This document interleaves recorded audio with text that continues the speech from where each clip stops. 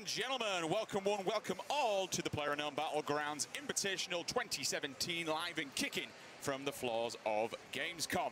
Now, over the next 4 days, we're going to be throwing 80 people out of a plane and watch themselves bash, punch, pan, bomb, grenade, and gun themselves to death to bag their share of $350,000. There's a lot of money on the line.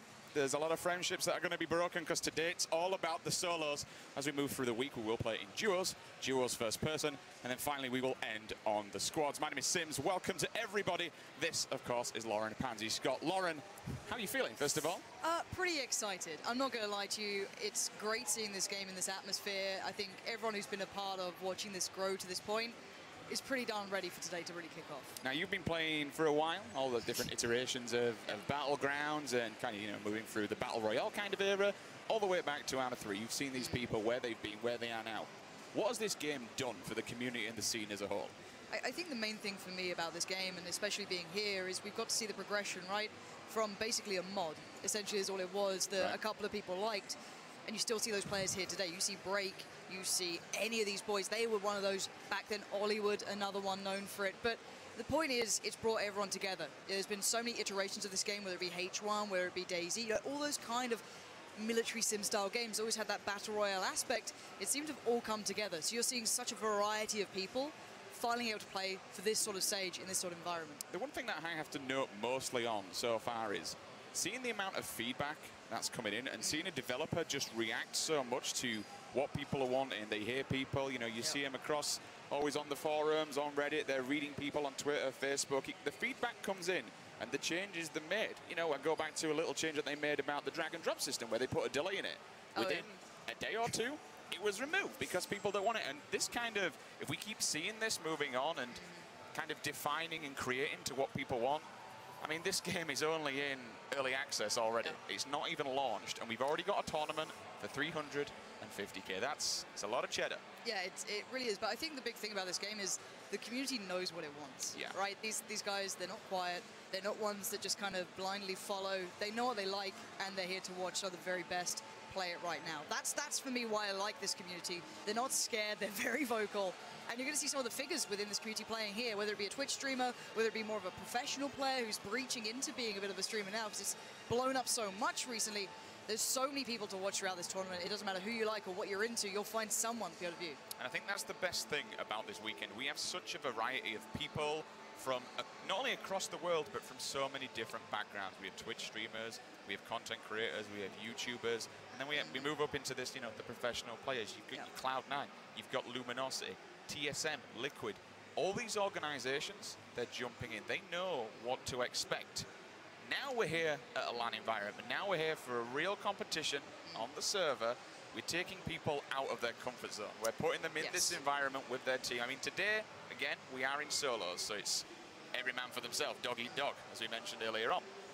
But all these organizations can see the potential in this game. They see, and they know exactly where it's going, and this is what it's all about. Different people, different places. Yeah, and for me, you're seeing Lex there on screen, actually, part of Mythic, and they're a CSGO team, essentially. They play a lot of that sort of game, but they've also played in LAN environments. Right now, that may sound a bit weird, right? Why is that a factor? Why does that even come into it? You'll look at players throughout this, and there's better players elo-wise, experience-wise, but for me, having experience in these environments, not being nervous as much as others may be, is going to be a big swing factor in the early days of this game on this stage. You can see in there, you've got the Liquid boys, I think, have a big fan base. I'm kind of interested as well. Guys in Twitch chat, let me know who are you supporting? Which team, which player? Spam it in chat right now. Is it Stody? Is it the big dog Break? Who is it? Let me know, because I'll be watching that in just a second's time. But yeah, I genuinely think LAN experience is going to be a factor here. You come to this, let's put yourself in their perspective, right? Yeah. We've all been there. We've been in that 1v1 at the very end. You've got your Car 98, you lean the wall, you get that shot ricocheting right next to you. Your hands are shaking. My hands are shaking. I get nervous playing this game. That heart palpitations kicking in. It's ridiculous. And imagine that here, where you've got crowds, you've got money. The difference between what? First and second to third and fourth is thousands on the line. That's one shot that could make the difference here. Well, we'll get a little bit further into that as this afternoon, does progress on. For now, though, I want to introduce you to Cameron. He's going to be getting all the information and all the action from down on the floor. Cameron, how's it going, buddy? Going good, thank you very much, Sims. I am here, as you said, in the middle of our player area, surrounded by 72 of the most prolific Battlegrounds players. ESL has flown all of these, ladies and gentlemen, out from around the world. And they did come as teams of 4, but as you mentioned today, it's all about solo. So it's man for themselves. In fact, they're not even sitting next to each other. So they're all alone in their tiny little island. Going over here, I do have a quick interview subject that I'm going to go to and quickly talk to over here in just one moment. And it is going to be no other than Team Liquid's Hollywood. Hello, sir. Do you mind if I grab you for a quick second? Hello. How are you doing? How is everything? Doing awesome. So one thing am going to say is that earlier this year, you and another teammate of yours had a fairly successful DreamHack event for duos. How does that? Well, do you think you're going to be able to repeat the same result? Oh yeah, for sure. Absolutely. Do you think that experience is going to help you out?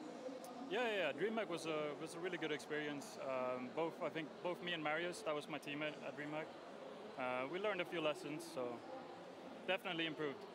All right. So you came in as a squad of 4, but now you're playing in as a single player. How do you think that's going to affect your play in any way? Oh yeah, for sure. The solo is going to be wild. I think it's going to be crazy. And yeah, we'll see what happens. Do you think knowing how your teammates play, if that's going to affect how you're going to be able to play against them? Is that going to give you an advantage, a little bit of a disadvantage? Probably an advantage, but I'm trying not to think too much about it because anything can happen in these games. So we'll have to see. All right, now is this your first time in Germany? Yeah, my first time at Gamescom in Germany, yeah. How are you liking it so far? It's amazing, man. It's really cool meeting all the people here, just chilling. It's good. All right, that's going to be it for us right now. I'm going to throw it back to Pansy and Sims on the desk while we get ready for our very first game here at the ESL Invitational at Gamescom 2017. Take it away. You just saw on screen there Hollywood from Team Liquid. Now, Lauren, obviously, he went to DreamHack, and at that time, he was just a player. No organization whatsoever. Now he's part of one of the biggest in the world. He's wearing the Team Liquid badge. What does that do to a player's mindset? Does that just apply like a ton of pressure on them coming into this? There's benefits and negatives, right? Yes, you get the pressure. You don't want to be the guys to fall to the, I guess, the higher tier of RNG, because it's always there. You have to play around it. That's the ideal sort of way of approaching it. You take the safest approach you can. And we'll look at that from the drops. We'll start breaking down into that sort of aspect. But there is an element of you get a bit nervous. You don't want to let your team down. And Hollywood as well, though, is one of the old school guys. He's been there for a very, very long time. Coming to DreamHack, people didn't realize who he was as much as some of the biggest streamers who were there. And they were kind of surprised. Now people know who he is, what he can do. And you're going to see, I think that's a Noble lineup. Daz there as well, another big player coming in. Again, not exactly the most well-known, but some of the most skillful there is. If you look at ELO alone, I think we were looking into it earlier. Yeah. They're very high up there. Take what you want from ELO, of course. It's online. You know, it all shifts in these environments. I think everyone here is bare minimum 2K and up. So again, you're seeing some players up in the 4K sort of aspect there, 3K. That's very, very impressive. So again, these players are very diligent. And it kind of goes to show like the amount of variety we have here. And like at the start, you mentioned one of the players, Mythics, sat next to a Noble player. You got one community that comes from playing CS. We know they're going to be good. We know they're going to be able to count those pixels and land those headshots. But then you've got a player next to you who is ranked above 3K on North American servers rating. I mean, 3K, that's a big number. Yeah, it is. As you mentioned, you can only take so much from playing online, which is fair play. Anyone else can. But it's still kind of setting the precedence that these people, they're here to play. And again, you're coming in with an organization like Noble. You've seen the spray paints in Pachinki and everywhere else across the map. But there's going to be a lot. There's a lot to play for. There's a lot of money on the line. I believe this one is $48,000 for the solos, I believe. I'll bring that up just to make sure. Yeah, but you can have a look through that. But just so people at home know how it kind of works, obviously there's a couple of goes of this. And the value for kills and the value for winning games. So in solo, 1 kill essentially equals 5 points, and it goes up. Not too surprising, 10 kills, 50 points. You guys can do math, I expect. But the big ones are basically ranking and placement. So for first place, you get 500 points. So you can see the differential there. It does reward basically playing, the points get pretty hefty from 16th and above. So if you place there, you get into the 110 points. It's 90 below and it goes down. So again, you're looking for things like that to really kind of weigh the value more than just kills. So you might not see that early school play so much. You may not see the Pachinki play come through as much as you may see online. So this is where things change, and this is what my eyes go towards. I do want to see where that plane flies in and the trajectory that's available. I'm expecting some long parachutes, but we also watched the qualifiers today. Now, if you're wondering who's playing in that, there's a lot of very good players. If you know Outsider, he's been in it. He was within the top 10, top 5 for last season in solos. Very, very good player. You've had Mazzarini, a very well-known player. Toxji, you have Ibiza there. There's a lot of players already getting through the grind on that one, so keep your eyes on that. But we saw a lot of passive play, a lot of scared play, a lot of down to third circle in, and there's 40 people still up sort of play. So again, it's going to be one of those which is a little tentative to start with. I don't think we'll see big risk plays, or if they are, they'll be calculated. They'll be get a car from a high car spawn, which there's 15 high car spawns throughout the map, 229 possible car spawns. You'll probably see them aim for the higher tier ones, try and get a car, head out to the extremities and work their way back in. So we are just getting the players on the server. I'm being informed in my headset, so we're getting this one underway very, very soon. But to break this one down, all in all, there is $46,000 on the line for today. First place walking away with 15,000. Second place dropping down by 5 grand to 10, and then really you start to drop out the double figures. 6, 4,500, and 3,000 down to 5th place. So it's quite a big drop off from the top section. If we move on to days 2 and 3, we're going to be playing duos tomorrow, which is $62,000. Duo first person on Friday, which is also $62,000. We'll talk about the first person in just a second. And then finally, we will end on Saturday. It's going to be squads with a total prize pool of $180,000 on the line. First place, walking away with 80 of that, 20 grand a piece. Yeah, and you touched on it, first and third person. Now, that's going to be a hot topic here, obviously. I know a lot of teams are advocates for the third person, for example, which is going to be the vast majority of play throughout this event. First person has 1 slot, and the guys you're seeing there, Cloud9, their team are very vocal in the aspect of what they like, and they like third person. They do kind of hail from H1Z on a lot of the players. Chappie was pretty big in that. And you can see how it works their play style. Personally, I'm a fan of first person. I know TSM, for example, love first person. They're very cut between the community. So again, you guys are home, first or third. Curious what you guys think. But outside of that, we're going to see the kind of different worlds. So first person has different skill sets to third, at least in my opinion. I think third person is more positional, a little bit more cerebral, a little bit more information gathering, plays a little bit more to a passive nature. It works to that aspect, whereas first person you have to be a little bit more mechanical about it. You can take those fights. That's why people like Shroud or Mythic loving first person, because it plays a little bit more like a classic FPS. I kind of feel on first person as well, you can tailor it to how you play. Like, you can't just go YOLOing in, balls to the wall, just running as fast as you can, and you need to be like in third person, you can swing the camera, you can smash your head around and just watch every single angle, make sure no one's tapping you in the back. If you're in first person, someone taps you in the back. Unfortunately, you're dead. You're going down, and this is kind of what you mentioned about making sure the teamwork's there, the communication, the positioning. Make sure that when you're moving somewhere, nobody's in your peripheral view. Make sure you have somewhere to run into, like a house or a shack or even a rock, and just a bit of grass on the floor that you can lay down in. Can be, a choice between life or death. But yeah, we are just seeing the players warming up right now. I think the crew's going to tell them, all right, guys, easy on the warm-up. Let's start looking at the game here, because it is time to go. So the players want to use as much time as possible, get comfortable on that setup. Now, I've got to say, there was a lot of teams sat there very early, grinding out. So Liquid came in early. Essentially, they were here on, as soon as they could be, playing games, getting into this. And then you looked over and you saw Mythic doing the same thing. They want to feel as comfortable as they can in this sort of environment, because it is different. Desk height changes, setup changes. It's small things that can make a big difference. We're seeing Serenity there, part of the Twitch streaming duo of her and Oshi7. So very, originally, I guess, the more DayZ style players. You're still seeing these guys, coming through. Curious to see how well they do, actually. Big fans of the game, but I wouldn't say the ones that tip to win. But they certainly have a good chance of, being a little bit quieter, not going for high risks. I know they like the West Coast play, right? I watched them stream. They're a team that just goes to that West Coast, slowly grinds through the banana houses, running around with a level 1 armor, and no one likes those people, but it's them, But again, it's fun to see all different play styles come through, and I think that's what's become apparent to me, hopefully, down the line, is you'll see defined routes, you'll see the intentions really coming to the forefront. you'll see player preference. You know, simply, for example, I hate Pachinki, right? I hate players who go to Pachinki. I hate players who go to the roofs on Pachinki. I don't need the Assassin's, Creed style gameplay in my life. But people are great at it. I've been actually watching it was the Korean guys. They love it and they're so good at it. I can't do it for the life of me, you know, because the thing is, there's no high military spawn really there. There's no high loot really in that aspect. It's lower tier for me. I don't like playing with the Uzi and the shotgun. I prefer going for that longer play, playing a little against the circle because you're not so central to the map, but getting, all threes if you can ideally get it, or, at least a decent rifle, maybe a Kar 98, something to supplement each other. I'll take that gamble. Whereas others go for that high kill, high value sort of gameplay that we might see coming through. See, I'm on the opposite end of the stick there, and I feel a bit bad now. I am a Pachinki player. I will happily drop in a city. I don't like you. And chill. Well, that's fine. I'll take it. I'm going to be sat on a roof waiting for you to walk by with an M16, and I'm just going to pop you in the head with an air No one copy. likes you. No one likes me. you. But hell, if it wins and it gets someone, then happy days.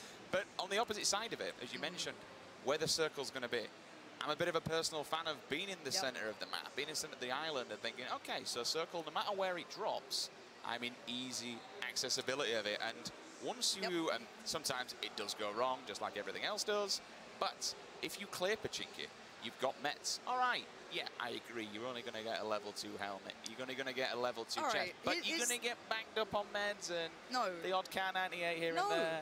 Because you're going to have to use those meds to get out of Pachinki. So by the end of it, you've got a bandage and maybe a Red Bull if you're lucky. For me, there's no longevity to it. I don't like it, but prove me wrong. I'd love to be. But still, no, actually, speaking of that, just so you guys know, this is on a LAN client, so it's a different client, essentially, what you guys play at home. Just small differences, but it is LAN ping, which is awesome.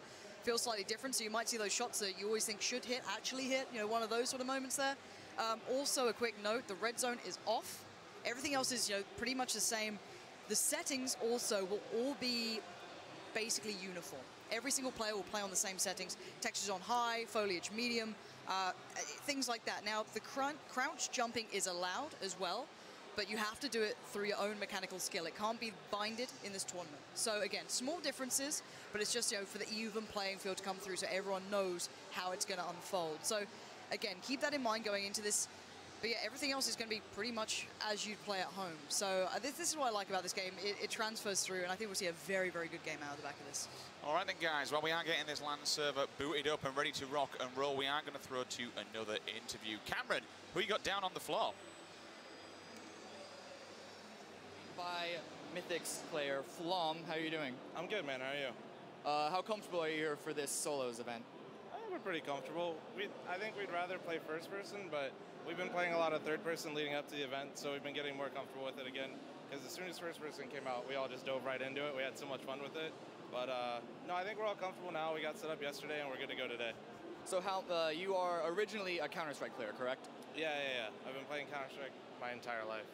So how much of that experience has helped you versus hindered you of having to relearn how to play the game? Just because the guns shoot differently, movement works differently. Was there a lot that you had to kind of unlearn and then relearn? I don't think there's anything to unlearn. It was more map knowledge, stuff like that. Like learning where just really good buildings to be in, all that kind of stuff, maybe how to play the circles correctly. The biggest thing is maybe being patient as well. Coming from a first-person shooter and playing the third-person perspective, the third person really rewards you for being a lot more passive and not taking fights. And because you get so much information safely, I'll be honest, when I first started playing the game, I would push everybody after I would tag them 3 times, and I would end up dying. And I still do it, but I'm getting used to it, and it's just more of that learning process of playing it a little bit slower and just taking your time with it. So you're now more of an edge player than, say, perhaps someone who plays the center of the circles? I usually end up on the edge more, yeah, I'm more comfortable. I just I get really impatient, even in Counter-Strike. I'm a very mobile person, so being stuck in one spot, I just get antsy, and then I'm yeah, it's not good. So I like being on the edge. If there's any player here that you're the most afraid of, especially in this solos game, who would that be? It'd be my teammates. They know exactly where I like to go. I usually call the drops for our team as well. So it really sucks having 3 other people know exactly where I'm most likely going to land because I tell our team where to go all the time. So those are the players I'm most scared of because I know one of them is going to find me and it's going to suck. Now, because of that, do you think you're going to be able to maybe play them, but oh, they think I'm not going to go there, so I'm going to go there?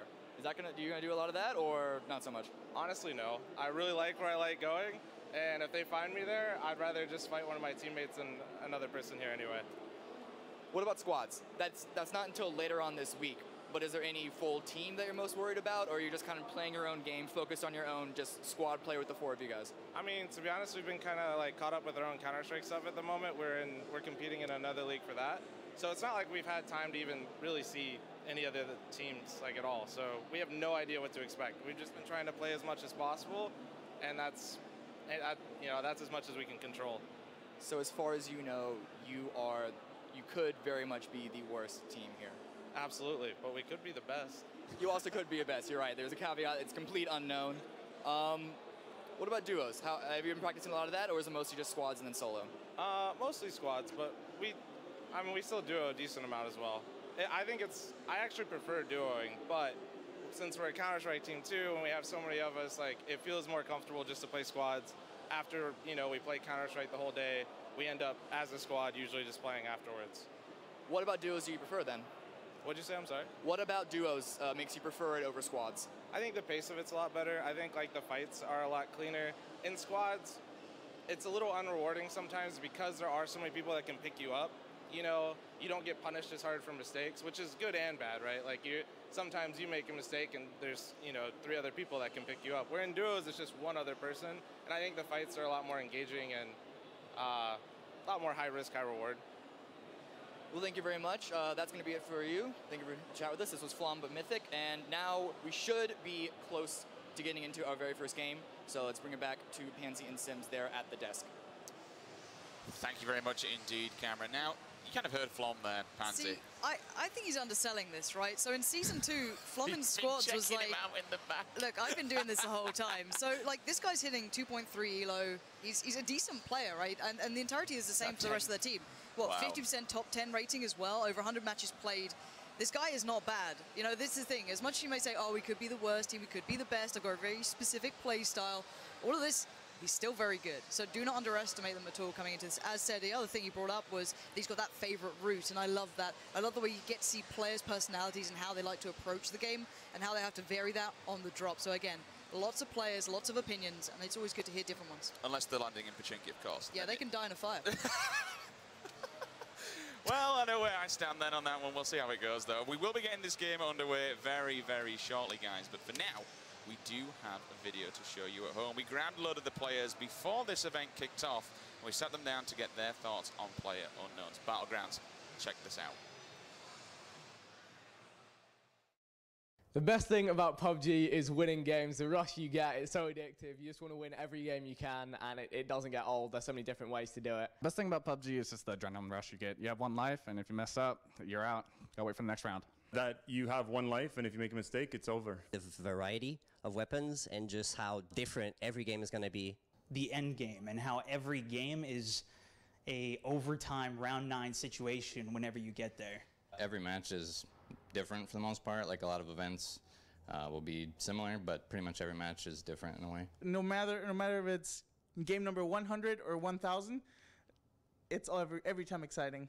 The competitive aspect of it, and one team or one guy being alive at the end. It can be intense at any second. The amount of replayability it has, and the fact that it's an early access title that's getting updated consistently. The action, you could jump straight in, shoot everybody. It's good fun. I don't know, there's so much thrill to it. The randomness, you never get the same battle more than once. There's always something new every time you go in. How random it is. Every single game is different. The adrenaline you get from winning a game. The adrenaline rush you get in the top 10. Outplaying your opponent. Chicken dinner, of course.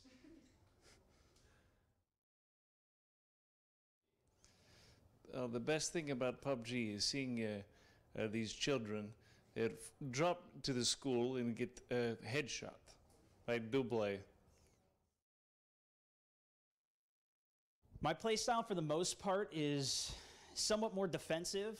Aggressive and arrogant. I like to take things slow, safe, and more about positioning than going for first kills. Slow and methodical. If I'm on a winning streak, I'm playing aggressive, I'm feeling good. Whereas all it takes is a few rough games where I get caught out or just the odds are against me, and I'll start playing much more passively and just trying to avoid those gunfights. I would say defensively aggressive. The entry fragger for our squads if we're like taking a building or something like that. Probably very passive and strategic. Semi-aggressive, I'd say. My playstyle, sporadic, headache-inducing, fast, but hopefully accurate. Aggressive when I need to be. Aggressive, kind of dominant. I like to intimidate other players. I like to let them know that I'm there, and I just like to go after them.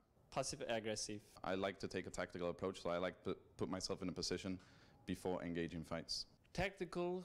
My playstyle is pretty tactical, but then I rush people when I need to. Very aggressive. Conservative in the beginning, and then super aggressive towards the end of the game.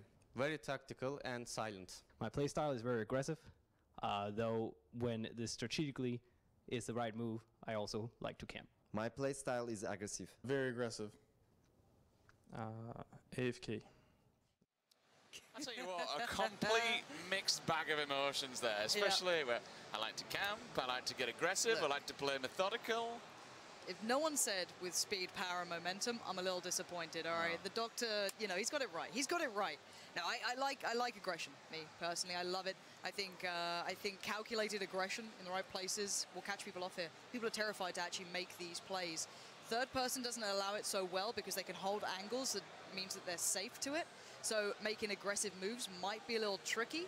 But if they find a way to do it, if they're smart, there's many approaches. We were discussing it yesterday. We had the smoke discussion, for example, covering your steps with slight movement changes that you can do. Even if you jump a couple of times, you can basically muffle the sound of how close you're getting as that little bunny hop can kind of propel you forward. So, again, there's a lot of ways to play this out of this game, and I love the fact that there is that variety there. And, of course, the meta is starting to, I say meta, things are starting to change up. Things are starting to evolve as we go further into this game. We mentioned the smokes. Like, rather than it being something of a screen to hide your body, it now becomes a screen. You put it down on the floor, it hides the sound. So you can enter a door, you can bust in, you can wander around, you can charge a set of stairs, but all they can hear is the hiss and the hum of the smoke. And in first person, for me, one of the biggest skills within first person, and a bit of a change, I guess you could say to a degree, is the fact that sound becomes paramount to your ability to survive and play out the game.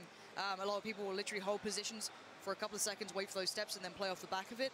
With what you can do with smoke, for example, is a big changer for you being able to take houses or move into pre-held likely positions. Whereas third person is very hard to approach that. So again, it's going to be slight changes. I think personally, I do believe that Cloud9 are probably going to be a little bit ahead of the curve on the third person. They've continued to play third person. They're big fans of it. Again, they're very, very vocal on that. You heard Chappie discussing how he likes to play it, does play very well to it. A thinking's man player. But the problem with Cloud9 is one of their standard players didn't quite make it. So again, a new composition that could definitely hinder them in squads. But for now, they're in solos. You'll see them do well. And if they play their normal game style, you're going to see pretty good results from them. You mentioned over that one play, unfortunately, that was Crunch, and he's going to be replaced out by Borg. But another team we also have to look forward to is Luminosity Game. And you got to remember, this team, it came second to DreamHack Atlanta in the H1 in Z1, and obviously they came third at the Crown Invitational. That same squad of four is stuck together. So this has, in a third-person environment, this is a tried and tested roster. Now, I actually want to go down that road of having the same four as well and how the team dynamics work. They're going to have a lovely team dynamic. They understand how each other play. They understand how to work from that. That's going to be almost intrinsic to them by this point. But then, for example, TSM, when you watch them practice, obviously they stream themselves, TSM. They don't have a defined in-game leader, which is something very common within these teams. Flom, for example, does call the drops right now for Mythic, it seems, and maybe the root. But a lot of players just kind of go with the flow of a more dominant personality within the team. But there isn't defined in-game leader roles, which I think down the line will have to come through. Now, if that means that people become predictable or they can change up, that's a different factor. But at the end of the day, you need someone to take the reins. And I can imagine the pre-made teams that are already kind of set in their ways, they have that background in other games, they can apply that here, whereas others don't seem to have that yet, and that may be a hindrance. I'll tell you what, once this game gets a bit further in its life and once esports really starts to kick off for it, I can see this being one of those games where a coaching role really becomes vital, and where a coach is that leader who sits back, checks all screens. All right, guys, how do we look on meds? How do we look on weapons? Who's got the Kar98? Can we switch up a level 3 helmet? Can we give it to the sniper so he can poke and he can pick and things like that? And I really do think that this is going to be one of those games where a coach will become absolute crucial and will need to know the game at a very, very high standard. 100%. Right now, I think another thing, just to explain to the guys at home if they're wondering how this works. So I think a couple of people have noticed the tweets going about how the observing's happening and how it all kind of like feeds it together. So a couple of players will be streaming themselves, so you can actually watch their stream as well. You'll be able to check them out. I think pretty much all the big streamers will have those streams open. Now they can't obviously see chat, they don't have notifications on, so there's none of that. But they can still provide you their personal perspective. However, we're going to have a lot of options, to say the least. 80 possibilities of just the players essentially being able to be picked from, so we can go directly to their feed, so we can have that here, we can see whatever we want. We also have the spec client, so there's plenty of opportunity to catch all the action. But you guys know how PUBG plays out, right? Like, I don't need to explain to people at home. These guys, you know, you're the guys that end up killing me in the most horrible ways. Thank you for that. The point is that it's a lot of action. It can be very messy. It can be very fast. So, you know, we have to get that flow right. Get all the kills is the paramount thing and the most important thing. But it might take a little time to get that balance. So, you know, feedback always welcomed on that front, of course. But yeah, you know how PUBG plays. If things kick off in Pachinki, Millibase, any of these hot spots, Georgia Pole, you know it's going to be bloody. We'll do the best we can, but you know it's a bit of a luck of the draw sometimes. And that also goes for the casting as well. Any feedback in any way, shape or form is more than welcome. I've been checking out Reddit. We're fabulous. Come on. I'm not. You Come are. on. You know, I'm just. It's all good. We're I'm fine. All right. Just never look at Twitch chat. They're very kind and loving. Please like us. You've triggered them now. That's it. No, I can just say the word Kappa and they'll forget everything. So it's fine. Don't you worry about it. But yeah, we are just waiting on this. You can see them now joining into the lobby. This is on the LAN client, so they're all going to jump into this. I'm going to try and keep track of every single sort of approach that the plane takes so we can reference it down the line. There's the Kappas coming in. The wave to clear out the chat. Isn't it gorgeous? But let's be honest here. Nobody's broke the chain either. I'm impressed. I'm so proud. And then the mod breaks the chain by adding words. How dare you do this? But no, we can start talking a little about these guys as well and who are weighing on and what we're going to be seeing. All right, I'm going to ask you a question because I've already asked it, chat. They've got involved. Who's going to win this? Are we talking solos just or are we talking solos? Let's just Stein solos. I am a Brick fanboy, so I'm going to go with Brick. Brick. I have to give you some grief for the accent. I'm a big Brick fanboy, and mainly because of his spray and kick control. Like, dude, that spray control is nuts. It's insane. Have you ever watched him when he puts the cam on his hand as well? Yeah. And you just watch the control. It's the range that always kills me, right? Yes. It's so. I think every one of us has kind of tried the spray control thing. I'm a huge fan of it. That's why the vast majority of my play is relatively aggressive. It works out pretty well-ish. But the point is, like, for me, watching players like Shroud and players like Break, their play style and the mechanics are beautiful to watch. Yes. They have a very nice way of doing it. They both have this incredible spray control. Obviously, you kind of expect that from someone like Shroud when you're watching his stream. That's pretty natural to him, new spray patterns, of course. But it's the fact that he even changes to the things, for example, Break changes how he plays so well. Even when you get, so for example, if you get compensator, suppressor, vertical grip, angle grip, it changes how, not necessarily the spray works, but it changes slight elements of the pattern, because it may be tighter, it may be better, but it's still different.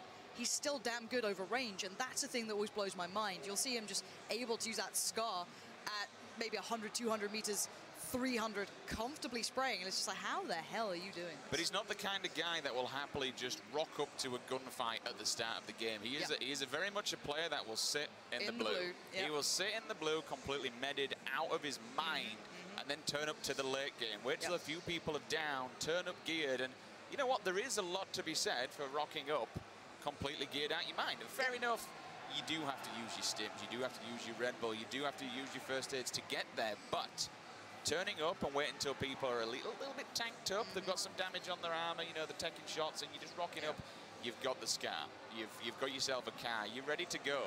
And if you can just pick off these people on your way, or find the circle campers who are just, you know, the edgelords that are sitting on the edge, they're just waiting and kind of crawling inwards, so to speak. If you can pick those off and then grab the meds off of them, take the Red Bulls, take the stims, take everything, and continue on forward. And this is kind of, you know what, you did word it perfectly, to be honest with you, Panzer. He is a man who can just adapt to any situation, and that's exactly what you need to do in PlayerUnknown's Battlegrounds because of the circle, because you don't know what loot people are going to have, you don't know what level they're going, you don't know where people are necessarily going to be, and honestly, you just have to take every single moment as it comes. So for example, on the other scale of things, we talked a lot about the AR players. There are riflers out there that prefer the Kar 98s, obviously any VSSs to a degree. Moleman is one of the players I love watching as well for his sniping, right? He's one of those players that, this is actually a discussion I brought up recently, is the Kar 98 actually powerful enough? At high elo games, no one sits still, and I hope we can get his perspective in the game. This guy is a perpetual wiggler, is what I call it. He's literally doing the constant lean, so he goes back and forth. So hitting a headshot at any sort of range is actually pretty tough. So there's going to be small kind of nuances that I'm going to really enjoy watching being played out here. Well, here's a question while waiting for to kind of get this one underway. The SKS. Before, I wasn't a big fan. I wasn't the greatest of fans. Really? Yep. I'm speaking to a few players. Now you can get an attachment onto it. Now you can get with a the little rail. Yeah. You get a rail on it, you get a bit more oomph and a bit more power and a bit more accuracy behind it. Do you think it's become more of a viable gun endgame? If you want, yeah, I hate it. This is a personal thing. Stats-wise, it's and yet you enjoy the VSS. Look, VSS is the most underrated gun in the game, right? You can, one, see the traces, two, it's suppressed, 9mm is everywhere. It's such a nice little gun. It's a pocket pick for me, almost. That's why I like it. Now, if you've got nothing else, yes. I pick it over other guns on a regular basis. If I see an ump and I have to drop something, unless I've got no long range or no scopes, I'll happily kick a VSS. But then again, unless I've got the extended mag, because you mentioned about seeing the bullet drop, seeing where the bullets are going. When you get that extended mag on, and you mentioned over just been so much 9mm available, you can just keep pinging, and just shooting until that one player that you're looking at does go down. Yeah, the thing is, right, okay, so it's really hard to explain this because, like, in theory, the SKS should be fine, but anyone who plays PUBG will realize, where does that second shot ever go? It's not on target, it never makes sense, and for some reason it vanishes. It is slightly better now, obviously, with the vertical or angled being able to be attached. It does become a little better. But, you know, the MK14 to me is what I always wanted from the SKS, which would be OP, obviously, but the MK14 is absolutely lovely to play with. I'm a huge fan. That thing's a bit of a beast. But yeah, still not a fan of the SKS. But still, I'd like to see players using it. We saw it actually yesterday in some of the teams like warming up and practicing. You know, they'll use it for the 100% clean shot. It's fine. Go for the headshot, and if you know you can land it, why not do it? It's fine. It's just not my jam. There are certain scenarios, and it is more than viable using the M16 with an 8 times at range. Putting single shot on the M16's lovely. It's a cracking gun. You can spam that thing like a champ as well. Suppressor on it, incredibly hard to put notice as to where it is. Again, guys, apologies for the delay. We're just getting everyone in. You can see them joining in now, so we should be getting things underway pretty soon. But yeah, as said, I think we're going to see a lot of that. You know, when you kind of watch the traditional tournaments or you watch streamers play, they get away with murder, right? They're playing against probably not the highest elo players, and you know, and it's not the most competitive thing for them. In this environment, everyone is a good player. So you're going to see things a little bit more refined, a little bit more calculated. And I think, you know, the M16, for example, as your almost fullback sniper, 4 times, 8 times, whatever you fancy on it, it works incredibly well. Put a suppressor on, it's outstanding. Obviously limited on the attachments, but it's still a great gun. I always love that as a fullback plan if I have to do it. But yeah, we'll see if it does become a bit of a factor. And let's bear in mind, we're 2,000 people away watching the stream from over 100K viewers right now. And that's only on Twitch. Bear in mind, we are live on a good couple of platforms, but it does seem as though the game is almost ready. Yep, we're seeing those screens, and that to me is looking like the player spawn island. Apologies once again for the delay on this, guys. You have to understand, there is a ton of people on the island, 71 currently inside the server, and all you're going to be hearing are people just kicking the hell out of each other now while they wait to get in the plane and start to dive out onto the island. Now, Pansy, straight off the back, can I get a guesstimate of where this plane is going to be coming in from? It's completely random. Go on, give me a guess. What do you think? What would you like to see? For me, I want to just straight down the map, right? Straight down the middle. You know, north to south, everything's available and comfortable to go to. Or something incredibly polarizing. One safety go-to or a likely go-to, like when it goes over Novo and then over to George, you get the 2 kind of higher milli areas. I'd like that. But who knows? This is all up in the air. No one's defining where these circles go, where the plane goes. This is what it's about. 4 seconds left, Sims. This one's about to kick off. All up in the air. I like the pun there. You kind of dropped it in. I did catch it. So here we go then. And we are coming in from... Dun, dun, dun, dun. Just got to wait for the plane to appear on the map. There it is. Okay, so things are available here. This is nice. All right. So for me, the big theory is how many people are brave enough to go School, Rozhok, maybe Milter. Eyes towards that, they'll be able to jump out any second. Now you've got Saverni up for grabs, and look at the drops coming in. Now, we could see long swings to George, that's available. even just by going default, you don't need to pop your shoot early on that. That's still within range, as is Yasnaya, as is Pachinki. We've got it all up for grabs. Melee base might be a little longer, as is Primorsk. Unlikely we'll see it, but there's the spread. Let's see if we've got some long shoots going on. Saverny might be a little busy to start with. We might have to keep our eyes on that. A few people dropping down in Saverny, everyone else spreading out across the map. Plenty of people moving over to George Towers as well on Upper George. There'll be plenty of loot for those people, and of course you have the apartments and have the flats, but a good spread.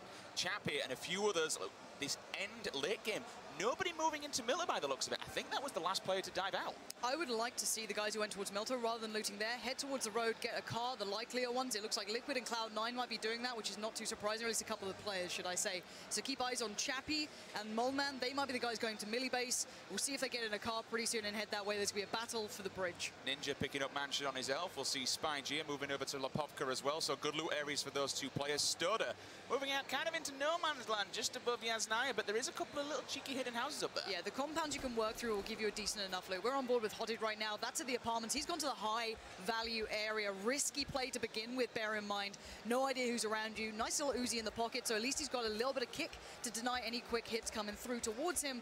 But it's all about sound for him. He's got to be right on the ball here, listening out for any steps close by, because it's very, very easy to hear things, at least in this environment.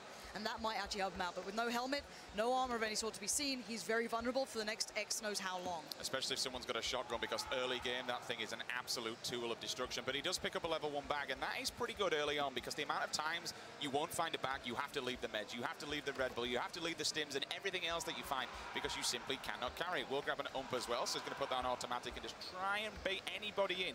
But there's no point in rushing apartments this early on, unless you're just a bit of a wild and angry player. But let's bear in mind, no one's actually died yet either. No.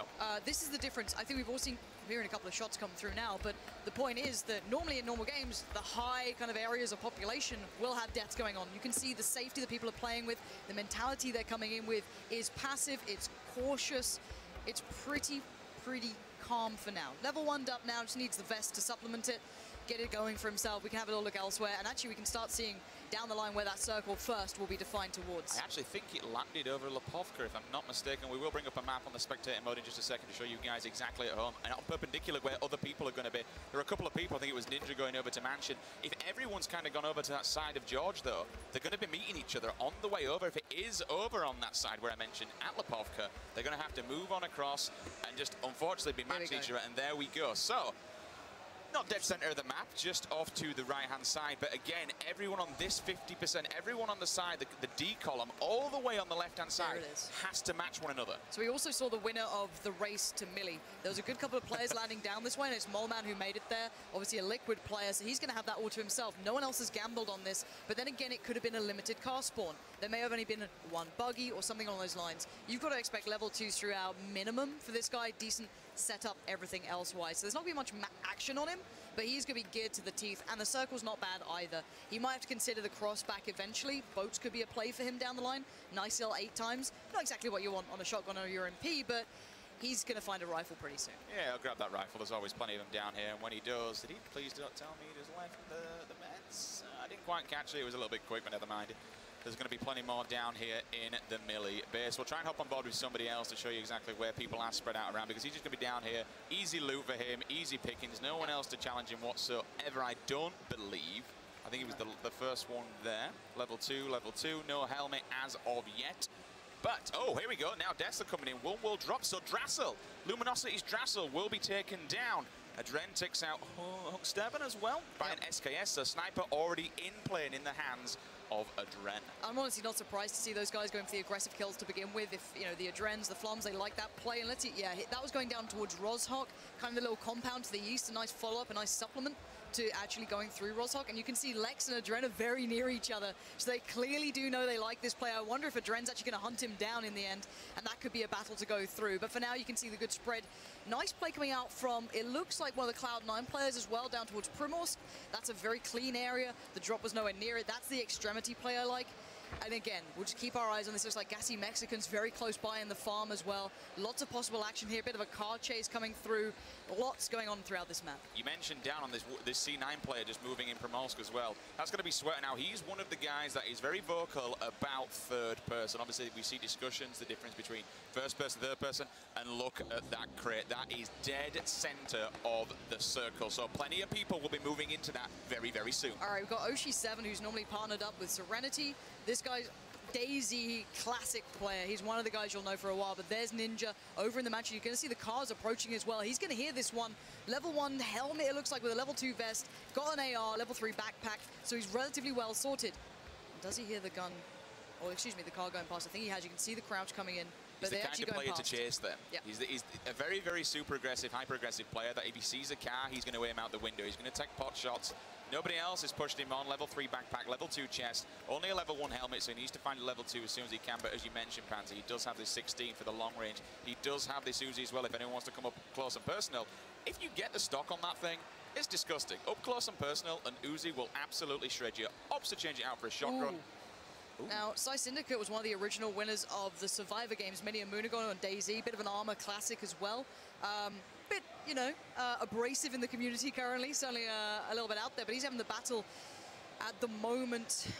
That's just kind of on the side of Georgia Pole crates. That's just moving out by the first bridge. So again, going through the bandages, chunking through that, going to get his HP back up.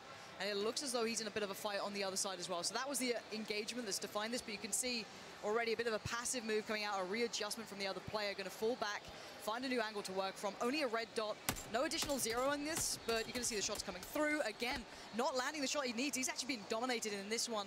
Armor's still good, helmet's still good, but that AK is being put to work, and on the other side, it's winning out. And that's going to be Mithrim from the Turkish team. Full Turkish squadron here. Look, very, the chat have been going on about this guy, so I'm seeing why already. This guy is landing great shots, even though I guess you could argue that Psy Syndicate has the cover to play in, a bit of a nuisance.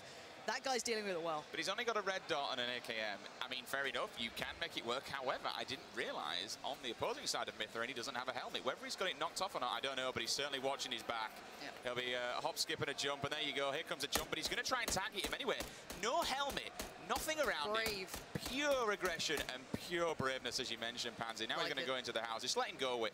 You don't want to give in. He won't have much ammo left. You can see it down to 5. You don't see much more there. So, again, a bit awkward for him. He needs to be a little bit careful on this one and how much he utilizes and how much he works with.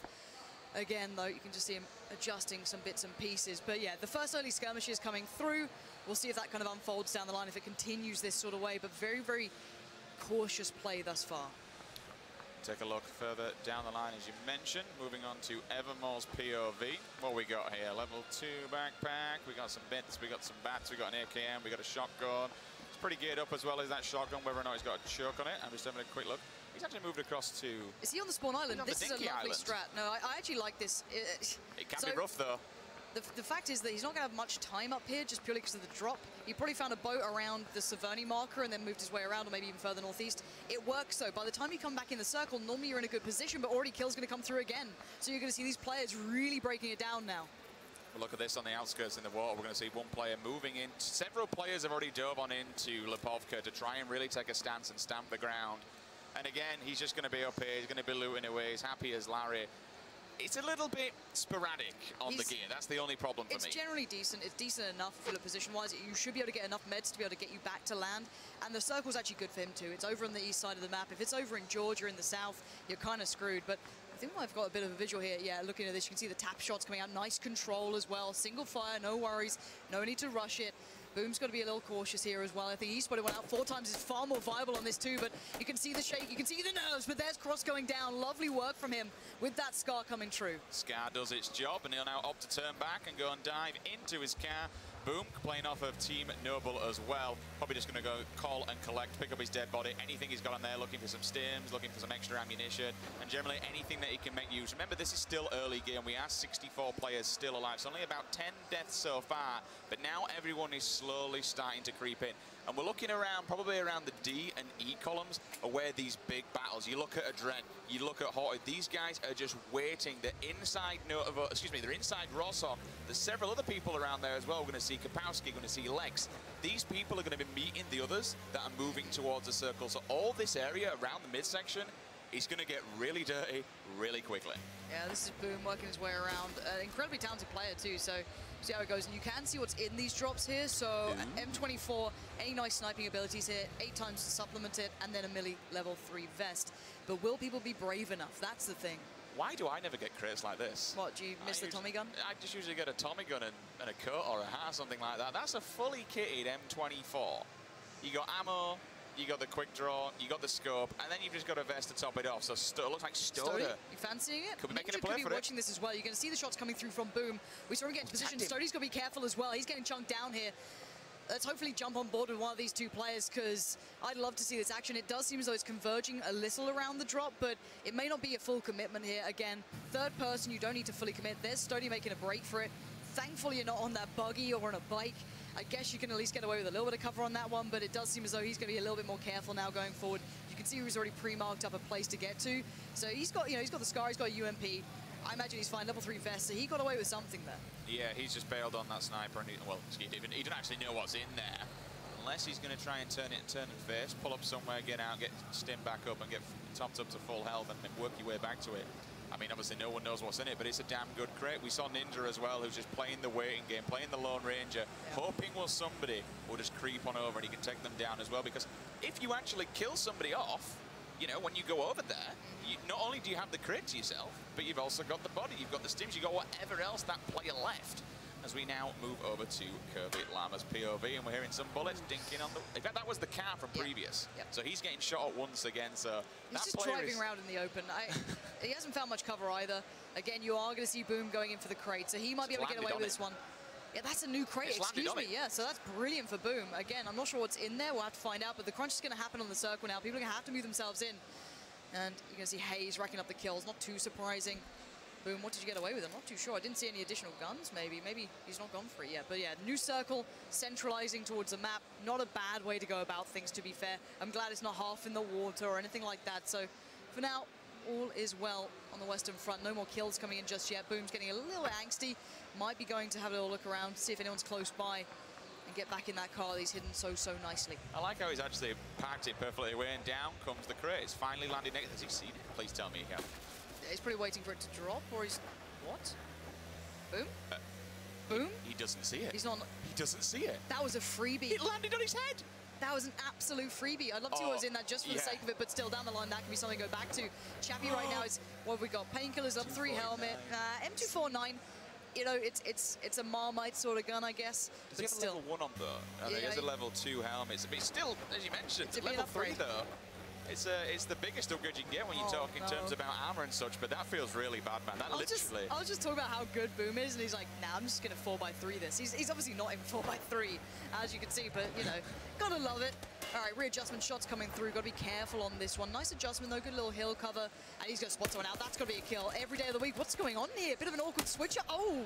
My word, and yeah, that was Stone Mountain taking down Boom. A bit of an awkward switch out there, do excuse us on that one, but Boom did die. So the awkward switch, the having the wrong gun out, that's a rookie error. He shouldn't be making these. That's the nerves, but here's Big Boy Break, playing the Bushwookie.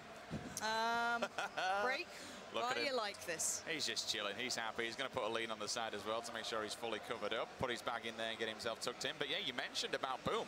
He took the aggressive stance, 110%. He heard the dink on the car, so he dived out. He's like, all right, you're going to shoot at me, fam. I'll give you a piece of this. Unfortunately, Stone Mountain says, not today, my young child. Takes him down. He gets another kill. Unfortunately, he will be pushed back out to wait to the next server. Meanwhile, Break, well, he's just going to sit here. Why not? What gears he got? Let's have a quick look. M416, full auto. He's fine enough here right now. He's happy days. So Shaq is one of the players you probably don't watch as often. Let's put it that way. But again, we'll see what he can bring to this. UMP looks relatively well geared. You'd hope so at this point. What is this play? And there's the guy coming back in from the island. So that's not too surprising. He's taken a long time to get back off this. He's going to be going chunked through. So hopefully he's given himself enough time to actually get back on this one. The blue is going to be doing a lot of damage at this point, and you're kind of banking on getting a car as well, which is the next layer to this strategy. The circle isn't perfect for him either, so you are hoping you find a car on this road. There are likely spawns, not 100% spawns. There aren't even them in there, but it's not even a high spawn chance at this point, so he's got to be very aware of that. I'll tell you what, I'm really hoping he's got plenty of meds, because he's got, when he approaches this island, unless he's got a car, he has got a lot of ground to cover. He absolutely 100% needs... Oh, a little bit of an engagement going on. We'll see Steve-O catching one player out in the open. We'll get some shots, try and tag him up. That one player's just going to dive back behind a tree, and so be it. But yeah, you just look at that. One helmet and one chest. That could be dangerous, because that player's got an AKM. That is going to hit really, really hard. That helmet's going to get cracked. He's going to get taken down. Not entirely sure what the opposing player has. It's not even about that. He's got the circle. That's the one bonus. If he has patience, Vikkstar could be in trouble. Now, again, it is patience. It is a little bit of that. You've got to hope they don't have nades or just connect that lovely kind of followed shot where you get that perfect spray down. He's got the scar as well, Vikkstar. So a possibility. He's going to make the move. He knows he has to. The blue's going to come in and a whiff. Steve-O hit the damn shot, my man. You had the angle. Vikkstar's found new cover, adjusting slowly as he goes, but he does need to move eventually. He can stim through it. There's no rush, but if Steve-O has patience, the frag should be his. I think he is as well, because he's checking all his corners, make sure no one's creeping up behind him, and so be it. He will opt to move down the hill now. I like this player get a little bit further in. If Vikkstar hasn't seen exactly where he is... Look who's watching from the town. There's other players nearby. I didn't even see that. So there's someone in... Oh, there's someone in the compound as well. So he needs to be careful himself. See, that player hasn't actually moved, though, so he's not seen him. He might now is going out into the open. But yeah, that's going to be Danzen. If Vikkstar's in a really rough spot. I mean, don't get me wrong, you're not going to get pushed by this hill. It's not... This initial circle here is not going to do a great deal of damage. You don't have to be forced out of it, but he's got eyes on the prize. If he moves forward, Danzen could be giving him a bit of a welcome party here. Yeah, and it looks as though Steve-O's completely unaware of what's happened as well. He's readjusted and kind of lost track of where the players were. You can see the Cloud9 guys racking up the kills. Again, something I predicted at the start of the day, that they're going to be doing pretty well. And it does seem as though Gassy Mexican's gone down, a bit of another streamer, a bit of a personality. You will see a bit of a definition between the kind of more hardcore players in this, but this is Lex we're on board with here. So one of the Mythic guys, used to LAN environment, shouldn't be too nervous here, should be able to kind of control himself and keep himself here.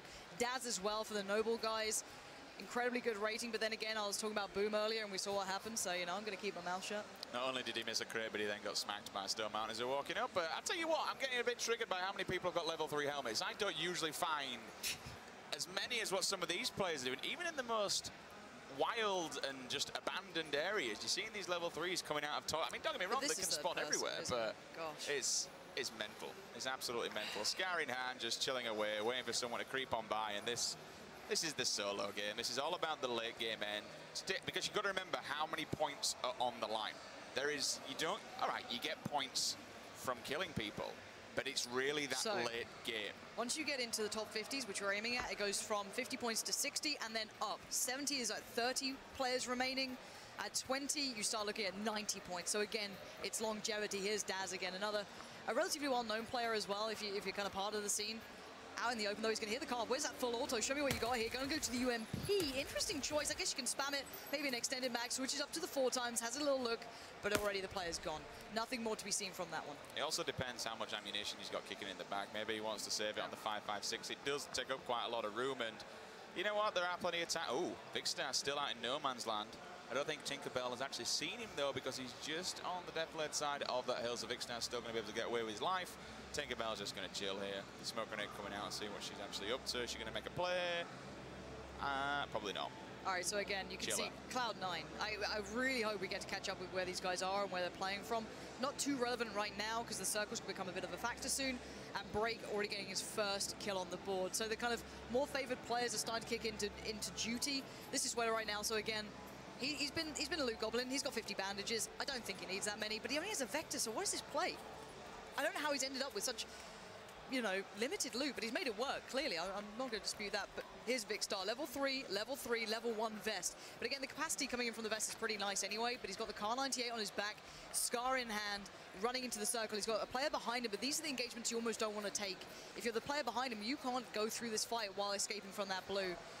Bear in mind that it does get a little bit close on that sort of aspect. You've got to be careful. It does take a while to run through these areas. He's going to be able to take quite a lot of damage as well. And with the pan on the back, if you're shooting him, you've got to make sure that you shoot him dead center because that thing's going to be blocking his ass.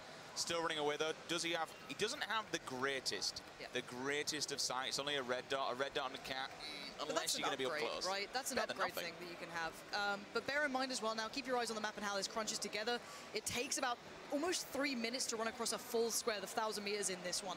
And you're going to see the kills coming through. Lex now kicking in, Oshi's still kicking. The guys that we saw it at the start, but Scoom's going to be watching Daz go by, and you're going to see this battle really commencing. 2 players opposite each other. Hotid's still alive too, so this could be a fun one. He's already eyeing this one up, clearly aware there's a player nearby. Maybe the step's giving it away, maybe not. But Squisha here working his way in. He's gone for the long haul. He's got a run to make. That'll take about, I guess, a minute to go through, so he's got to have a bit of stim there and hope that keeps him alive and well. But Hotid has to be careful. There's an opponent right nearby. You make noise, you expose yourself to the wrong angle, you're screwed. They know exactly where each other are. There's going to be play these windows. I mean, unless you're going to get a very, very cheeky headshot on that opponent, it's going to be difficult, honestly. I'd prefer him just to sit back. I mean, it depends how you want to go. You mentioned earlier on about the bobbing and weaving, never standing still in this. Now, I didn't realize he'd gone for the crit. Yeah. That's an M24. I take it all back. If he cracks this guy in the face, it's good night, Vienna, my friend. And that's why he's applying this one. That's why he's waiting. Oh, tags him up. That is some disgusting damage. 84 damage is always achieved with the M24, so you can see it chunk him down. Nade to follow up, that'd be lovely. Oh, that's a special throw. Hotid. I think he just got a little, because he was cooking it for so long, it was just, all right, I'm just going to throw this out the window so I don't kill myself. But yeah, that's a nice switch there over towards Ascara as well. You know that the opposing players can be a little passive now, a little bit more scared, a little bit more nervous. And he has to be very careful. But we're down to 41 players. And look at the circle, guys. Remember, if you're playing this at home, you know there's not normally this many people alive in these circles. Look at this. There's players absolutely everywhere. The outskirts are going to be kicking off. It's going to be setting on fire as we speak. And seeing the kills coming in towards the south there as they're working their way back in. Hotid's still just trying to stay alive, try and be smart about this. But again, fights will be breaking out everywhere right about now. If I had the player on the other side, I'd be obviously pushing that circle, waiting till it forces Hotid out of the way. Because fair enough, he does have a scar, as you mentioned. But that M24, if you can kill this guy, not only do you take a very dangerous player out of the game, but you pick up a very nice reward in the form of that sniper rifle. 2 players, Chipsy versus, I believe it's CTN. We actually saw down in the kill feed looking there. Oh, this is a good adjustment here from Vicstar. Was the guy playing against having the blue, you know, kind of being a bit of a nuisance towards him, but the guy who's just going kind of aiming towards is already in a scuffle. There's 2 players around the area. Vic needs to keep moving, get to the high ground, but look, because he's been holding his breath, taking the shots, he can't sprint at full speed. He needs to let it regen for a sec, but again, he's close to the circle. He's got the slow-moving circle on his side. If you guys don't know, obviously, the smaller the side of the circle you're on, it has to close at the same time, so it moves slower than the large slide.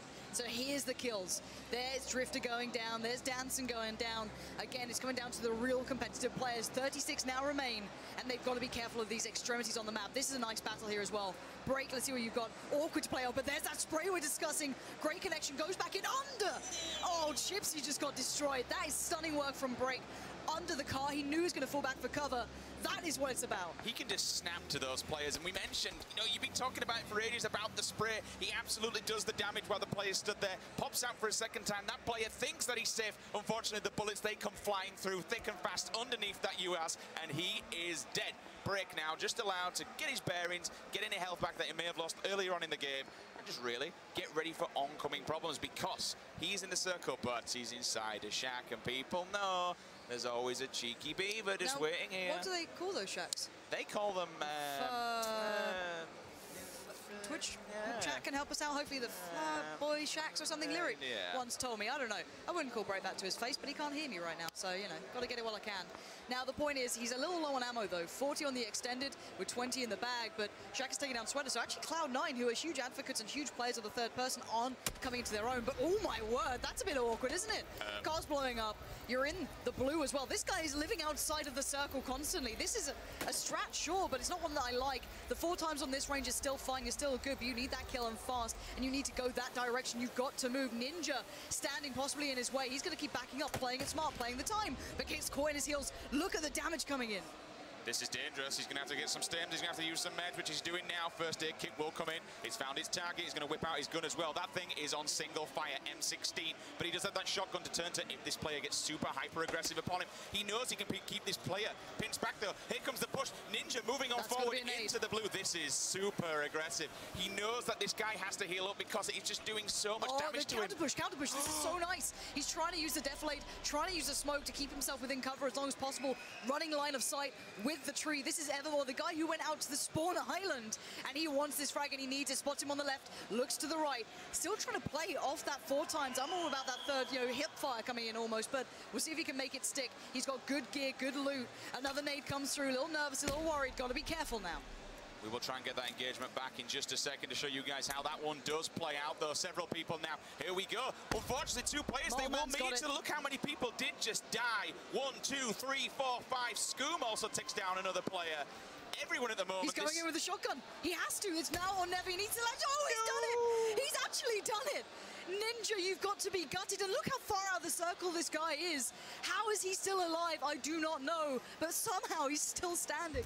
And I believe he's also got Ninja's car, so he kills him, takes his buggy, and he's going to carry on. So this is Evermore. This is the guy who started all the way up on the spawn island. He went back there, and now he's coming in for the late game. Now, the bigger question is, how many meds does he have? He's turning up to the late game, but he's turning up fully tanked up.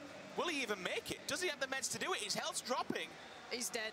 He doesn't. That's what you get. After all that. Ninja revenge from the grave. But there it is. You're going to see these kills going back and forth now. This is going to get really, really busy. 18 alive. Very tight circle. Shots come through. Curvy Llama's doing brilliantly, by the way.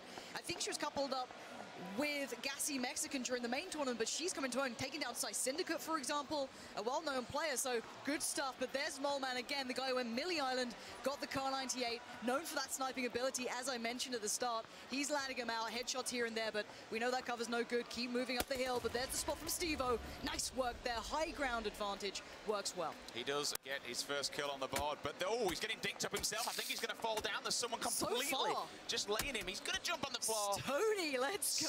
Stoner, that's amazing. That's another kill for him. I'd like to see his POV. We can get it. Here's just creeping around on the circle side. There is a crate out there, but he's not going to be going out there because it's going to annihilate you. Let's talk about circle play. Hayes is playing this correctly. The slow side of the circle. Didn't explain it before, but now we can. He's playing it so essentially the circle will close slowly from that aspect of it. So you get more time. You don't need to rush. You don't need to just kind of run through open ground. You can take a little bit of a second. So this is nice play in the north. But there is a little bit of a negative side to doing that. A lot of people will also do the same. Absolutely. You look on that map, there are 3 people about to meet one another. I would not like to be that one person who is crunched between 2 others because they're just going to approach in. That slow side is where you want to be. Hotted. Still alive.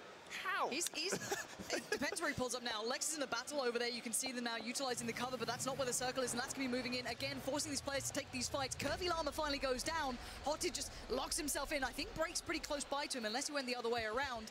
And we're going to see Lex still alive. That's the LAN experience you want to see from the CS players coming through here. That card's a little vulnerable. I'd be a little cautious. The high ground is littered with players. Break's behind. You're going to see him lighting this one up soon. But Hotted is looking for that next victim. We're now moving into your top 10, and everyone's collapsing in. The final circle has landed on the south side.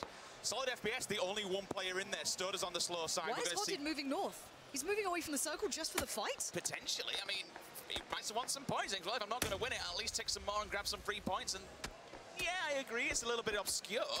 But the pan of safety! How is he alive? Oh, Breaks punished him. There it is. You don't get away with that pan action for long. Was that 3 bullets? That was 3 dings off the back of it. That's ridiculous. Jesus. But Break's still up. I think Lex is still alive too. They're further towards the south. That's the next fight probably coming in here. Break's got the cover for now, but he needs to move soonish. Spots the cross. That's probably Lex. It is. Lovely play coming out from him. Utilizing third person. I hate to say it, whether you love it, hate it, he's doing it well. 8 kills into top 7 now. This is where it gets serious. He's got good cover and good reposition. The northern players who took the slower side of the circle now need to adjust as well. But here's solid FPS coming through as well for Cloud9. He's in the battle, sprays in lovely connection too. Picks up a 4th, and I'll tell you what, you might not like the Shacks, but Break is loving life. I believe that was 8 kills now as we move into our top 5 players. SKS, AKM in hand here as we see solid FPS's POV. Does have a few meds. I think he's completely stimmed up, but he takes a bullet to the brain. Down he goes. Moleman with the AKM. He is dead. See you later, my friend. And now Break is allowed to move in. Liquid Haze is also playing the circle. He's got so much coming cover. in. This is great for Break, though. No he can one's play there. this well. He can get whatever position he wants. He doesn't know this, obviously. He's got some free loot to pick up if he needs it, which is probably the 5.5 that he's missing right now. And he's looking only 7.6, but he can switch up to it. He's got the AK. That's fine. He's just got that geared M416. But top 3, the crunch comes in. Where's the cover going to be? Where's that next circle? This could be everything. Break's playing it well, looking around. It's to his left. It's fine. They're going to have to cross to him, and there's some rocks as a lovely spot. But I think he might caught a glimpse of one, maybe, not sure. But again, this is what matters. Top 3. Who's left alive here? We've got Break still standing, a couple of the others, but they're mostly towards the northwestern side. Who's going to be the one to cross first? He's got the probably least distance to traverse He's so here. aware of those rocks. But here we go. Look at this. This is such a nice position as well, coming out from Hayes. Liquid player here, going to move himself in as well. He's got a very short amount of distance, but he's open to 2 players. Shaka only running with a UMP. This could be an issue. He can't take long-range fights. He's got to wait for the other engagements. And oh, Hayes has got to have seen Break there. He's got to have had visuals, unless somehow he missed it. No, Break's out in the open. He's got his back to the blue, but he's playing it patient. Hayes, are you kidding me? He's got to see him, surely. But he's in the circle. He's going to let the other 2 fight it out and then pick off the victor. A smart, patient play from Hayes. Let's see if he has that trigger discipline or can Break somehow do this. Shaka does have a rifle. Bodies littered everywhere. And the booster could come in. Boost up, get as many meds in you as you can, and play it out smart. Look at the patience. Break's dying to get into. You can see him chomping at the bit. Shaka prone down. But both of them need to get to the circle. Shaka can spot Break. Hayes can spot both. Break will have to fight against the odds here if he fancies this. Tank the Red Bull and let's go. Here we go then. 10 seconds now moving to that hill will begin to collapse. The circle will get tighter, but as you mentioned, only 1 player is in there. That's going to be Hayes, just waiting, chilling. These players more than likely going to spot each other. 1 player, if you look at the radar, they are now looking at one another. They're not, they're actually separating. Oh, this is... Who's going to take the first hit? Hayes is going to wait. Hayes will wait. He has no need to engage here. Shaka's taking damage. Breaks in the engagement now as well. Taking the fight on the cross. Nice work from Break. But Hayes already knows his position. Hayes can open up whenever. And here it is. 4 times out. The whiffs. No, the SKS. We know it's inconsistent. You've got to land those. Break now can hear this. He knows where it's coming from. He needs the fight. He's going to take it. Nade to hand, though. This could be it. UK on UK. Here goes the grenades. He's throwing him in. He's going to let Break just push it aggressively. Throws one. Break's got the circle. He's got the circle on his side. He's looking at the rocks. He doesn't know where he is. This is his POV. Oh, there we go. It finally just catches the head of him as he will now get into that cover. So, but he's still going to move. He's still going to... He has to take the fight. He has to move this. The circle is on Break's side. He knows that. He's got cover. Limited meds on the other side. Not many boosters. Break's already into the good cover now. He can just sit back, relax, and you know he's going to deliver. Nade to the first. 30 seconds now remain. Bear in mind, there's thousands on the line for this kill. Hayes only has a tree and an open road. Welcome to the highway to hell as Break is on the other side. And now we wait 20 seconds. Patience plays for both. And you can see the stim, the work coming in here from Break. He needs to take his time. He has no need to push, no need to rush. To do anything. He is fine here. Hayes needs to land back-to-back headshots. A level 3 helmet is still going to tank so much. It's going to be so tricky for Hayes to win this. It's all in pretty much Break's hands here. A couple of shots though. He's teasing him, he's toying him, keep him in check, and here he comes. The spray. We know he's known for it. No connection yet though. Nice work from Hayes. Oh, maybe he can do this. Break just takes down Hayes in the end. 11 kills. Outstanding play from the man. We know he's known for this ability. He had the circle, he had the advantage, and he has the first official victory here at Gamescom. Winner, winner, chicken dinner. TSM take first blood as we see it there on screen. Amazing stuff coming out of Brick. We knew how good this guy was going to be coming into this competition. UK on UK for the final one-on-one enclosure though. Impressive. He did whiff a couple of shots though. It could have gone either way. Every other day of the week, you'd have probably seen him land that clean, but you could see a little shake. You could see a little moment, but credit to Hayes as well. He had great positioning throughout that, kept the mentality right. We saw a lot of the Mythic players doing quite well. Lex especially was definitely a highlight for me.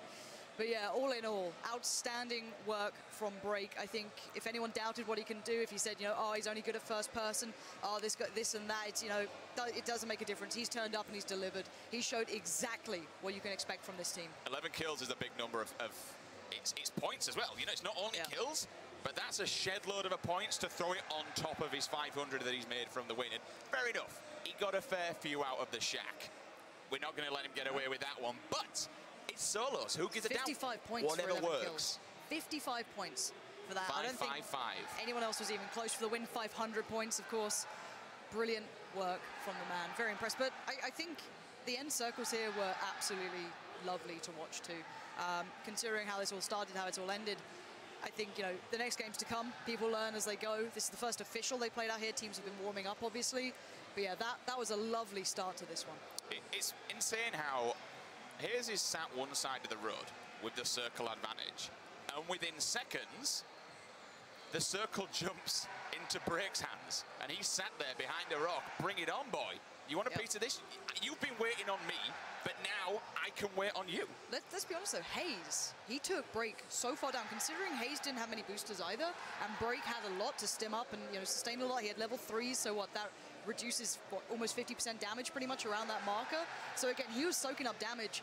Hayes played very well to even get him that low. That's like, everything was in Break's hands there, but again, credit to Hayes for being that close to it. Thoroughly well played. And here we go. We can have a little look down the kills as well, the points, the standing, and here it is. Massive lead. Hayes, though, played very well. Liquid having a great showing here. Stoda, Lex, good stuff from them. I also have to say, I was kind of curious who he was, the Korean player working his way back in from the blue. The guy's actually very well known for his play coming in from Overwatch too. This guy is a very well-known player. So again, you can expect this guy to be delivering on all fronts. But yeah, great work coming out. Oh, it makes me laugh. M24, 0 kills, but still 180 points. Survival and being at the top of that list, that's the key. That's what you want to do. I tell you what, Breaker gives himself such a buffer now. 5-5-5, that's insane. If you wanted to be super critical, I mean, mega critical. At the end, when you were looking at Hayes, he threw a lot of grenades in the wrong direction. If he would have held for a second, maybe he could have thrown them at Break when he was hiding behind the rock. But hey, that's us just giving and guessing. We can say whatever. I believe we actually have an interview down on the floor with Break. So let's throw it over to Cameron. Cameron! Olá, amigos! Como estão? Tranquilos? Bem-vindos a mais um vídeo. Finalmente lançou um jogo que eu estava aguardando há muito tempo, chamado Darkwood, como vocês podem ver aí. Eu já trouxe esse jogo no canal tem, sei lá, 2 anos, 3 anos, não sei. Faz muito tempo, quando ele estava ainda em beta, alpha, só não sabe, acho que era alpha. E tem anotação, ó, só muitos mistérios, ó. Destravado. Uma pá. Uma lanterna. Ótimo, ótimo, ótimo. A pá, será que eu consigo quebrar? Não, calma aí, antes. É muito forte pra desmontar. Ah, mas eu posso dar soco com a pá, eu acho. Ok, vai quebrar minha pá, mano. Tá, mas eu quebrei a porta, pelo menos. A pá não é mais utilizável, eu preciso arrumá-la, tá. Ai, meu Deus. Ah, ele não apagou a luz. Ele não apagou a luz. Eu tenho lanterna. A rádio tá com sangue agora, não tava antes, mano. A rádio não, o rádio. Filho da puta apagou a luz, mano.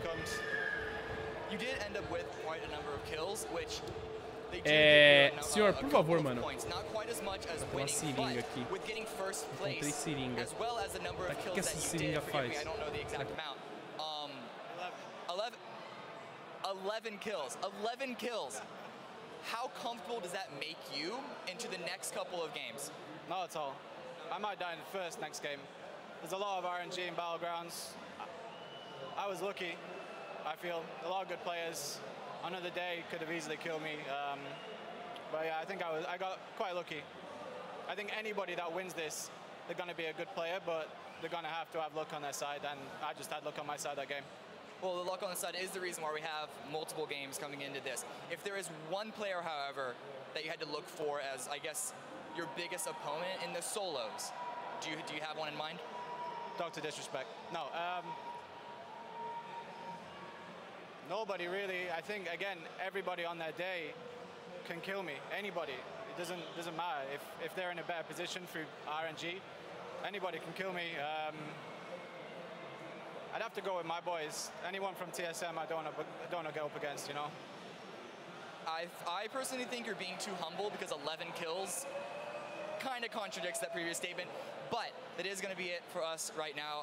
We're going to go to a small little break while we get ready for game number 2 in the first series here of solos at Gamescom.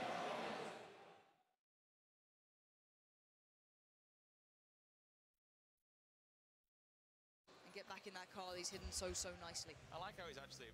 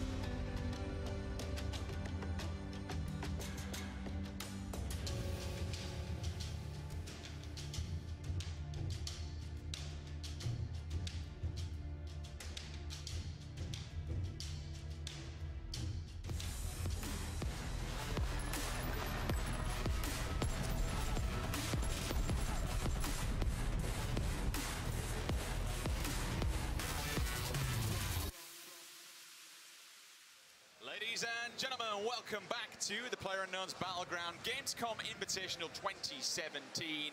And my word, sweet Jesus, Mother of God, what an incredible round number one. If that's to set the precedence of how the next 4 days are going to go, it's going to be a fun one.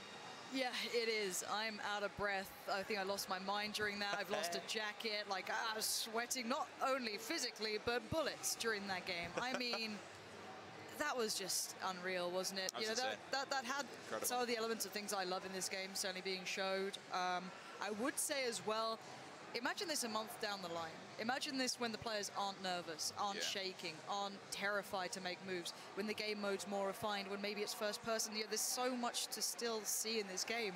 And that was just the first taste of it. This is the first time you're seeing it. Throw your mind back to the first time you saw, like, I don't know, the original Armor mod of this game, essentially. You know, so long ago, before it kind of became its own title. How janky and strange that is. Imagine this down the line. And that's where my mind's going right now. But again, going back to the point, what a great game.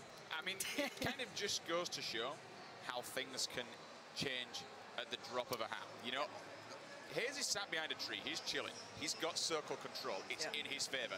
2 players opposite him. He's got eyes on one. He's got a good, rough idea where the other person is. All of a sudden, goes into a one-on-one. Fair play. All right, he's got eyes on break. He knows exactly where he is. Then the circle just says, you know what, son? You've had a bit of time. It's Break's go. Bang. Lands on top of him behind a rock. And now Break's like, well, I'll tell you what, Hayes, it's my go now. You have to come to me. And it's nuances like that where you have to be on your toes. You have to be rocking. You have to be rolling. You have to be ready just to take anything that this map throws at you, because anything can happen. I mean, at least we don't have the bombing zones. You've had a good run with them yourself in the past. No, okay, no problem. Why are you being abusive? We won't talk about it. However, if there is a clip out there of you getting completely shafted, shut up. By the bombs, and it's rather funny. I'm glad you specified by the bombs. I did at least carry on there, you know. Yeah, nice one. I did at least carry on, so it was a good fix. But yeah, if there's any videos of you getting shafted on the internet, we'll try and dig them up as well. But we can look at the current standings. As you can see, score-wise, win points is going to be very, very nicely sitting with the Liquid Boys and Break. Moleman was the guy who went melee base, and I'm actually really glad he did that. He seemed to be the winner of the Milter battle. He got the car, I can imagine, went on over. He beat out some of the Cloud9 guys who are doing the same thing. Obviously, Break won the thing. Hayes came second. Nice play. Solid FPS had a brilliant game too. I've got to say, Lex, for me, was a bit of a fragger, and I like that. He took a couple of fights which were pretty beneficial to him, and he played it very well considering. Potted just stayed alive, you know. Which is fair play. Plays the pacifist role, you know, the survivalist just out there, like, doesn't want to hurt anyone. But yeah, all said and done. Could we go to the second page? I'm kind of curious if we can. I don't know if we can. Maybe I'm asking for things that we can't do. Oh, yes. Good stuff. There we go. All right, let's have a little look down. Adren's up there. So the CS guys didn't do badly, but for me, the surprising one was the Cloud9 guys. Chappie's up there, and Chappie's a great player. So for me, I'm curious to see where he gets to. Ninja got outdone in the end by Evermore, the Korean player, who said, you know, he's gonna play outside the circle. He's gonna abuse that third person. He's gonna do everything he can, and that's kind of cool to come into. So. Yeah, so eyes towards him in the future if he still does something like this. The melee-based start is a very risky one. Clearly, he found a car at some point, which was able to get him back, even though the circle was still pretty favorable. But also done, maybe we can go to 3 just to see who's really underperforming. Go on. Go on. There he is. Oh, He's listening. Vis, where are you at? I expected big things from Vis, actually. Look at the night and day scenario between TSM players, though. That's insane. I mean, I don't want to take too much and say, oh, that shows the skill level. This is solos. Anything, absolutely anything can happen. But then you look at Sweater, for instance, Cloud9, you know? 1 kill, and this is the kind of dude that absolutely loves third person. This is a guy that's, map positioning, map awareness. You know, you can have favorable moments and unfavorable moments. It's not, you know, we saw the ability breaking through with Break, but who'd have thought it? But you know, this is not just about one-off. We know this game does have RNG elements to it, hence why there's more than 1 round.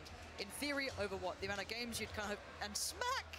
Why are you like this, Smack? Rip Drassel. You had to do those at the end, didn't you? There were no point... I mean, come on, observers. Don't point it out, please. Don't throw them under a bus like that. That's cruel. All right, now we've had a dabble. We've had a taste as to what we can expect here. I'm kind of curious what the chat thinks, if they're still backing the same people. If anyone's a little bit of a turncoat, let us know. We'll keep an eye on that. Of course, you can tweet it to myself, @LakeComiPansy, and you? The Sims. Double M. Get involved. Get involved. I want to hear from you guys. Who are you backing in this one? Because this game, as much as, you know, it is about the players. The audience in this, it's brilliant, right? It's such a great community, and I want to hear how people see this unfolding. All right, Pansy. Yes. Best of 3. How does this now? Because obviously, every single time you boot up this game, you just take it as you see it. You approach every single game with, all right, whatever happens there, bring it on. Break's now got this kind of level on his shoulder. He's got some points. He's definitely got a big buffer in comparison, a huge buffer compared to anybody else. But does this now apply pressure onto thinking, oh shit, I need to stay alive now just to keep that win? Does that just apply a ton more pressure onto his back, or do you think it's just play your game, man? It is a theory. For me, that from break was him proving a point. That was very much a statement of, I can still win first, third, it doesn't matter. I will still do this. I'm still just as good, which he proved he was. A matter of consistency, I don't think I can ask of a player yet. I don't think I could say, I expect you to win every single day of the week. Same with Cloud9. They had a bad first game. I expect them to do better in the next, though. I expect top 10s, top 20s. They should be hitting that every single time, if I'm honest. Same with the Noble guys. They have incredibly high elo. They're one of the higher elo North American teams as well. They had a very quiet game, to at least my standard. So for me, I want to see a little bit more. I want to see a little bit harder play from the guys that I expected to. I want to see, don't get me wrong, right? We're English, okay? If people haven't noticed. I know the accents are weird. I'd be surprised if they haven't. Yeah, but please don't tell me UK esports is coming back with break. Like, we're not allowed this sort of fun. We're not.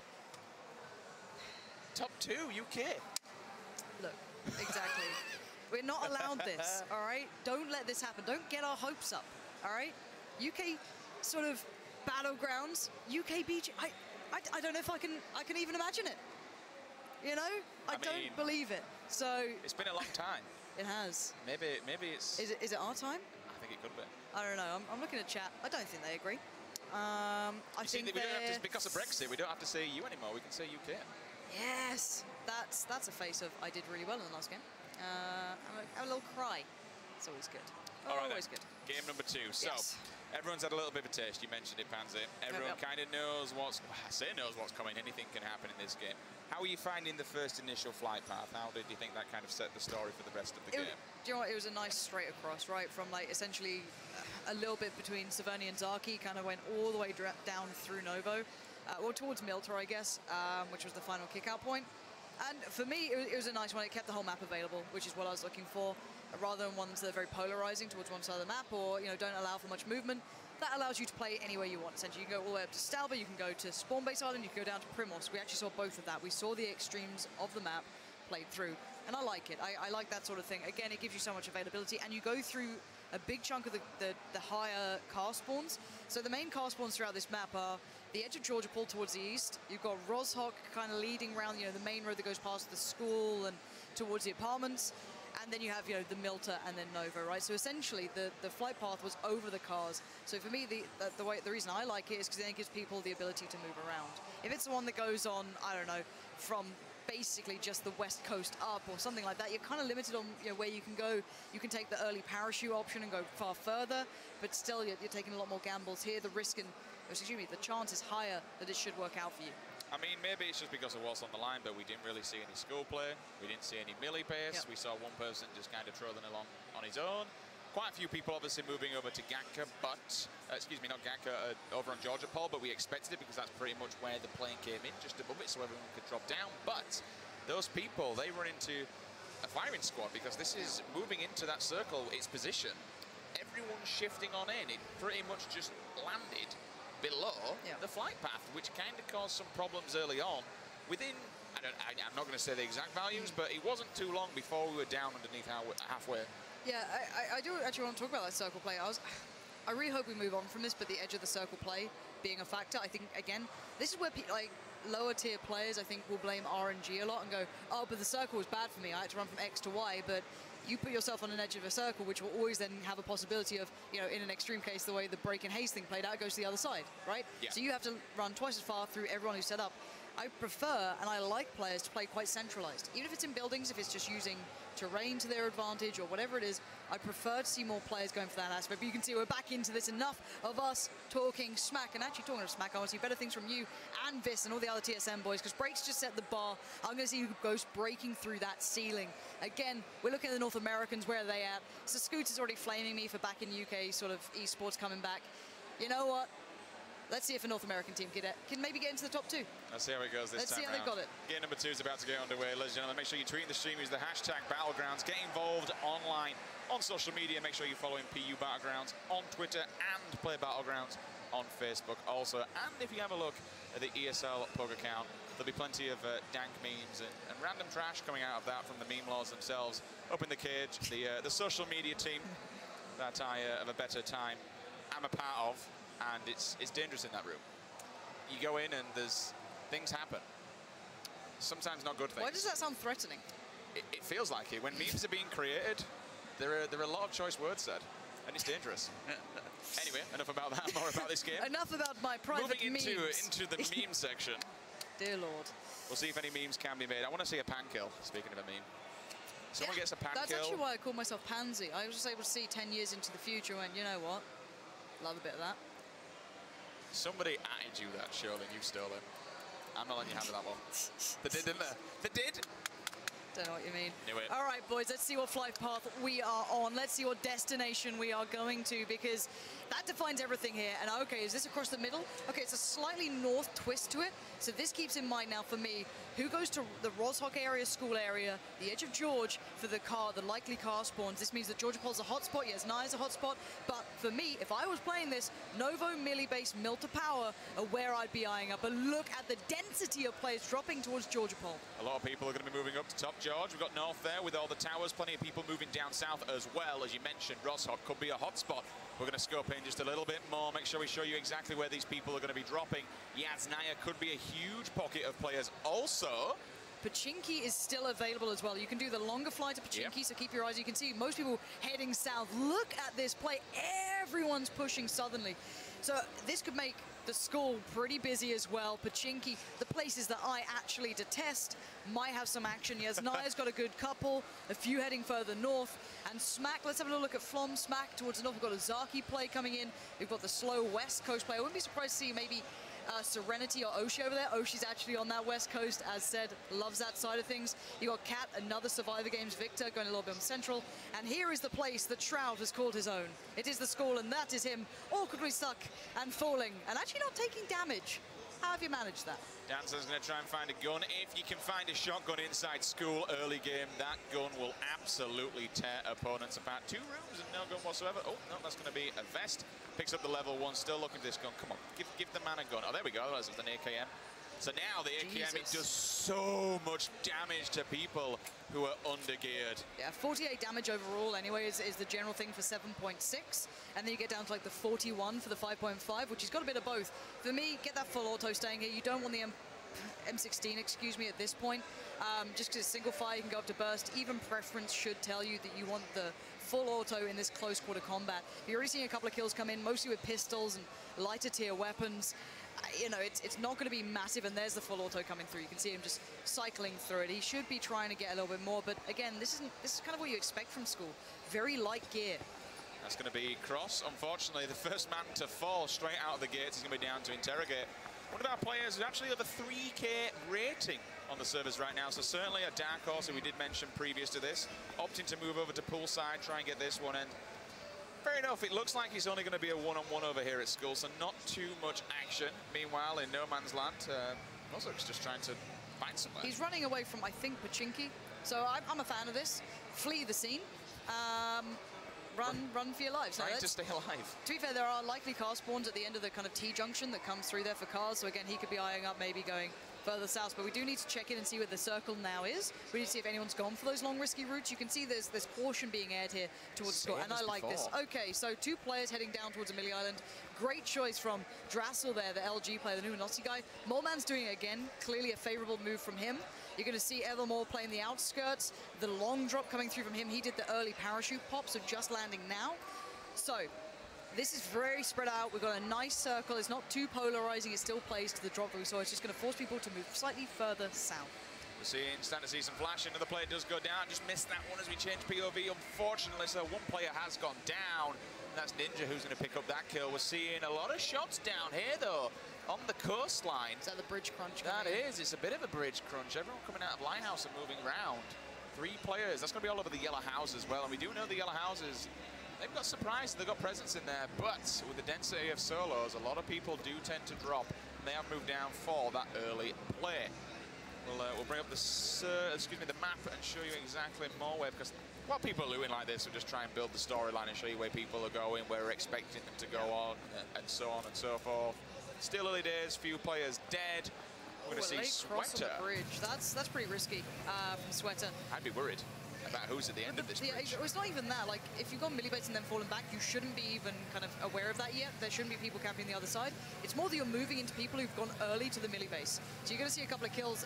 Cat managed to find a kill again, the partner of Sai Syndicate from the very early Survivor games, managed to beat Sacriel at the very end there. That was the victory many, many years ago. But yeah, Sweat actually could just play this spot in theory.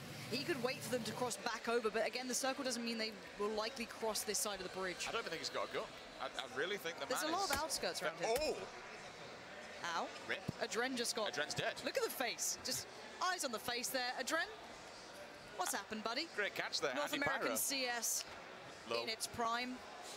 Comes in with the M16 and down he goes. And now I'm just going to take your stuff, my friend. Thank you very much. That's what you get for going to the kill. Pachinki. Yeah, you don't like this, do you? Hate Pachinki. Not a fan. Anyone else in Pachinki with him, or is it just him? I think we'll have a look in a second. I believe it's just this man. So two others over here. Oh, I think we see on the map. What is it going to look in? How ignorant of me. So one person over by farms. Oh, and we've got a crate. What's in this? That's going to be... Is that a Groza? Yeah. That is a Groza. Now, the Groza is a disgusting weapon because not only is it... not only does it fire 7.62, it's basically an AKM, but the accuracy and the fire rate is insane. It's insanity. Yeah. So if you played like any other game that has like an SMG in it with a high... Oh! How's that Groza? Yeah, quit out real quick. We definitely didn't see it. Just quit out. It's fine. It's fine. Just... What was that, level 3 vest? Please don't tell me Sakish is going to pick up it. Oh, no. Oh, did he go past and not see it? That'd have been hilarious. Oh, God. You just love to see it, don't you? Oh, God. You just love to see it. That's made me incredibly happy. Cameraman, thank you very much. That's the content we're after here, if I'm completely honest. And there's Saquisha, the guy from the early interviews. But look at this fight. Is he... Ooh, he's second-guessed. Why did you stop? Keep going. Why is he paused? I'm terrified watching this. Run. He's going to go for it. He's going to engage it. If that buggy had a horn, you'd be hearing the toot-toots coming out. The little toot-toot. It doesn't have one, sadly. Only the others do. So, you know, it's a real shame. Maybe you could have a little bit of the Grimm's Dr. Disrespect action going on there. Reddit, but... Now, the thing is with this, it's a really unorthodox play. That player will have been watching to where the buggy went, and now he knows, okay, well, I heard it, definitely heard it stop because the buggies are loud. The buggies are super loud in this, so you're going to be hearing, okay, he stopped. I've not seen it disappear anywhere. But the player that's in this same compound with him will not have a clue. And this, all right, there's not going to be tons of gear, but late game, this compound, Stody, though. It's going to be amazing. Yeah, Stody's pretty solid at this, though. He'll hunt him down. He'll be methodical, he'll be good. Stody is one of those gamers that I rate pretty highly. Not someone who comes directly from esports, more of like a Battlefield, a bit of an influencer style thing, but actually very, very talented. And you can see the kind of smoke bait, which I kind of like. Again, covers the sound of footsteps. You can hear it popping now. That will allow him to move further, move closer, because you'll probably expect him to be in the white solo kind of house, almost the single floor one. We've just got, what was that shot? I'll take your buggy. See you later, fam. I'm out. I'm off. Bye, mate. And to be fair, just leave him there. Stody's just a thief, all right? I'm trying to hype you up, Stody, and you've just robbed someone. That's just mean. I mean, there's many ways to win Battlegrounds, right? And this could be one of them. A couple of little engagements going down. We'll see Xeon taken out by Panda Moo there with the S1897 shotgun. The shotgun does all kinds of damage early on, especially if you have very low tier armor. Like, there's 9 pellets per bullet. But it also plays very well in third person because you can hold an angle, get the complete view of a player pushing you, and you have safety to play out and take the one shot. So again, it could work here. I don't like it. Let's see who's getting the kills. Forzen coming in, finding Panda. And actually, Oshi killing Gassy. So, you know, the battle on the western front, I guess you can call it, being defined as we speak. So that's going to start coming through. Down to 63 players now. Looking at the circle, not a big factor, but people are getting a little bit braver. We're seeing more kills coming in now. Just to kind of touch on what you mentioned of a shotguns as well, if it's one thing that people, and I'm surprised they do it, but they really still fall for, it's been funneled into like a hallway. The amount of times you'll stand at a door at the top of a set of stairs and people will still rush you up the stairs. It's like, well, why? I've got a shotgun, you're going to funnel into me, and I'm going to blast the living hell out of you every single time. I like to do the booster bait, is what I like to call it. I place a nice little can of Red Bull, any of the branded drinks. Oh, God. You know, Monster. This is like putting cheese in a mousetrap. It's great. It's you put awful. it like you go into the nice, the mansion-style house. You put it at the top of the stairs. People just run up like, oh, a nice Red Bull, because no one turns down a booster, right? And you call me awful and I sit for being there. in Pachinki. It's the best thing in the world. Look, I like to upset players. I never said I didn't like doing that. All right, so guys at home, do it. It's really fun because they get very sad about it. I bet you've got a shotgun as well, don't you? No, I don't. I'm not bad at the game, Jesus.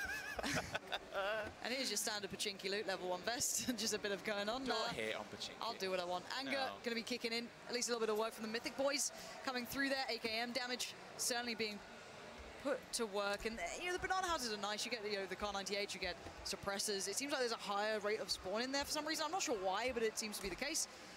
Oh, third person observing like this is just delightful, isn't it? Bloody hell. And there's old Ninja, a bit of a favorite as well. Up. Yeah, he's got great gear.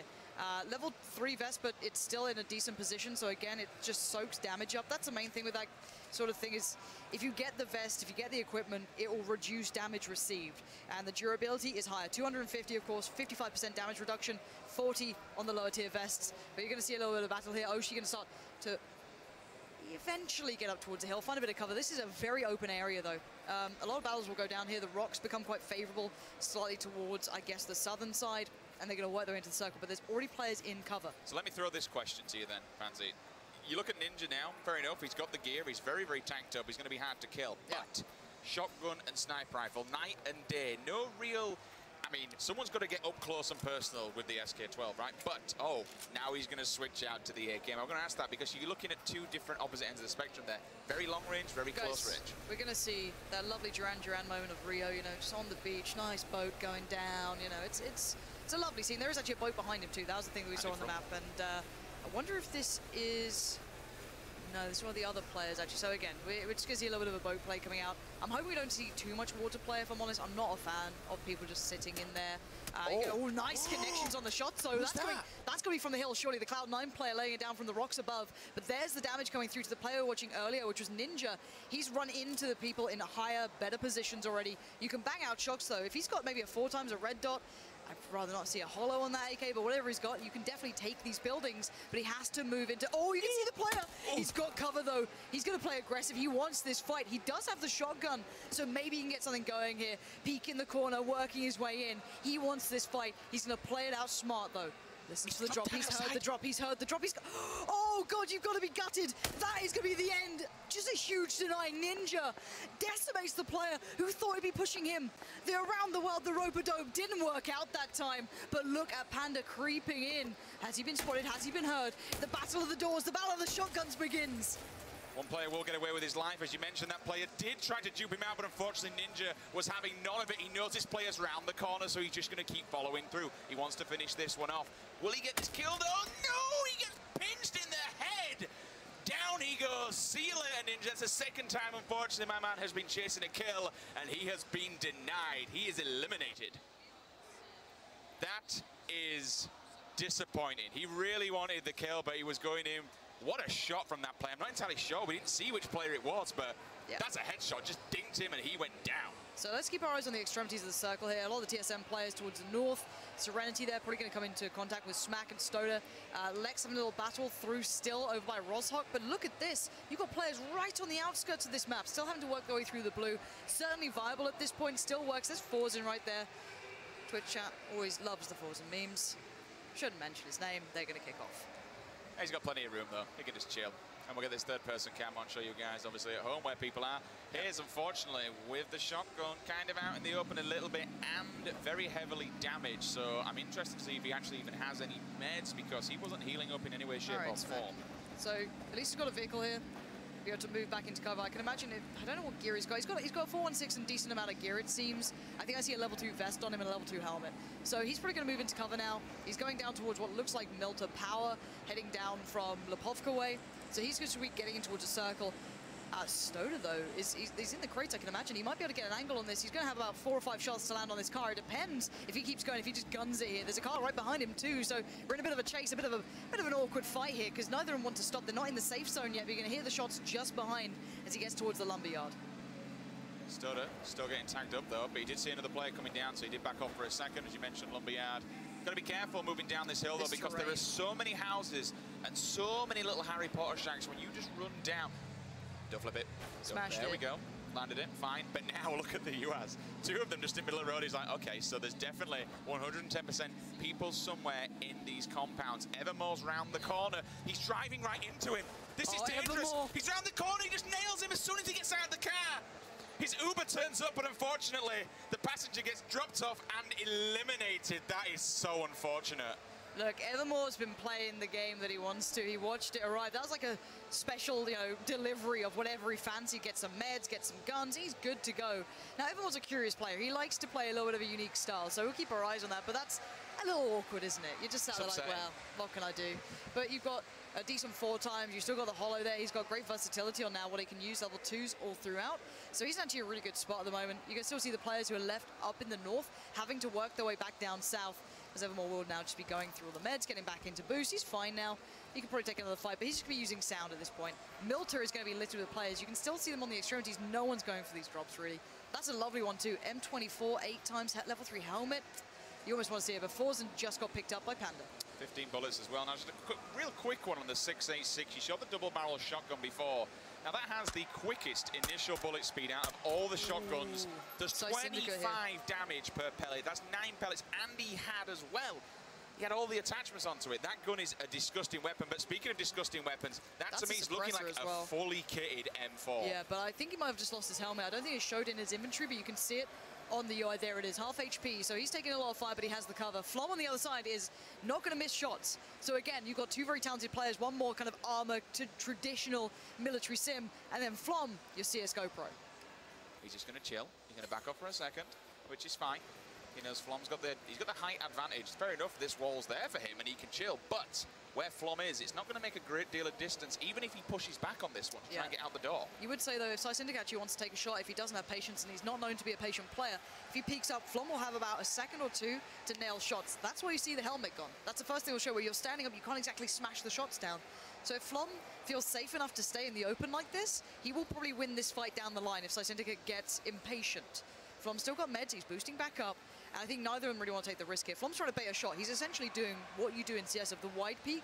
So you kind of bait the shot out first, get the kind of bullets going, and then you take the fight. But oh, Flom's taking a risk. That's 2 shots back to back. One more and it's going to be delivered. But no, back down to cover. This is good stuff from Syndicate, showing patience. If he really wanted to, there we go. And this is exactly what I was about to say. He could actually peek and he could hold the angle. He could hold the angle, wait till Flom comes out again. Flom's not actually healing up, I don't believe, so maybe he's completely out of meds. No Red Bull left in the tank whatsoever. Again, though, Syndicate can hard peek if he really wants to, but now Flom is prepared for it. Yeah, and also Flom can back away here. He's got a defilade behind him. He could just dip over to if he needs to back away, which he really should be now. I know he wants this kill. I know he's hoping that he can get it done, but Syndicate's not only got a suppressor, so he's not really being pushed on his position. Flom's ringing the dinner bell. You know what I mean? You're letting that Lee Enfield go in Cherno. Let's remember those times, essentially, is what's happening right now. Flom needs to be very cautious. Got the angle again, back and forth. These little jiggle peaks are lovely, but Lex goes down, who is the outstanding guy from the Mythic side. Maybe Flom wants to try and avenge his fallen teammate and take it out on Syndicate, but oh, Chappie losing out there. Stone Mountain. We're seeing a lot of players fall right now. That top 42 is now just starting to begin. And look at this, still with a high advantage. Flom is ready for the engagement. Syndicate's pushed back down also. Now he's going to have to heal back. It looked like Flom does have bandages, so he can at least keep topping himself up. We'll see Syndicate bandaging as well. Nick himself a Red Bull. Fair play to the man. Get that health absolutely banked up. Circle is now condensing. And you look at that, kind of homing in between shelter and farm. Lots of players on the inside. No one dead center because you do have a nice little compound there. Someone else falling down. Missed it in the kill feed, unfortunately. One player, though, just laying just on the back of the defilade. That's nice because you don't silhouette. You don't show yourself. And basically silhouetting, if you don't know what it is essentially if you run on the top of a hill, for example, they can't see each other. There's no way. He's literally on the other side of the hill. You can't hear it. You can't see it. Unless they've been in a prior engagement, which they may have been. Yeah, this is silhouetting. So from Panda's perspective, when he gets closer, he'll see him on the bright blue skyline. So essentially, he gets the most perfect shot. Rather than being down and, oh, he's going to have the high ground, this should be just a massacre. This should be a culling. Panda should land the shot every day of the week, but he's lost visual. He doesn't know exactly where he is. He must have caught a glimpse, but maybe not. Maybe they're running away from each other. Hot is now just fallen down to Scoom, so it's time to see these guys come into action. But Panda, again, creeping his way down, turtling away here. And they're not in the safe zone. I don't even think they've seen each other. Maybe now.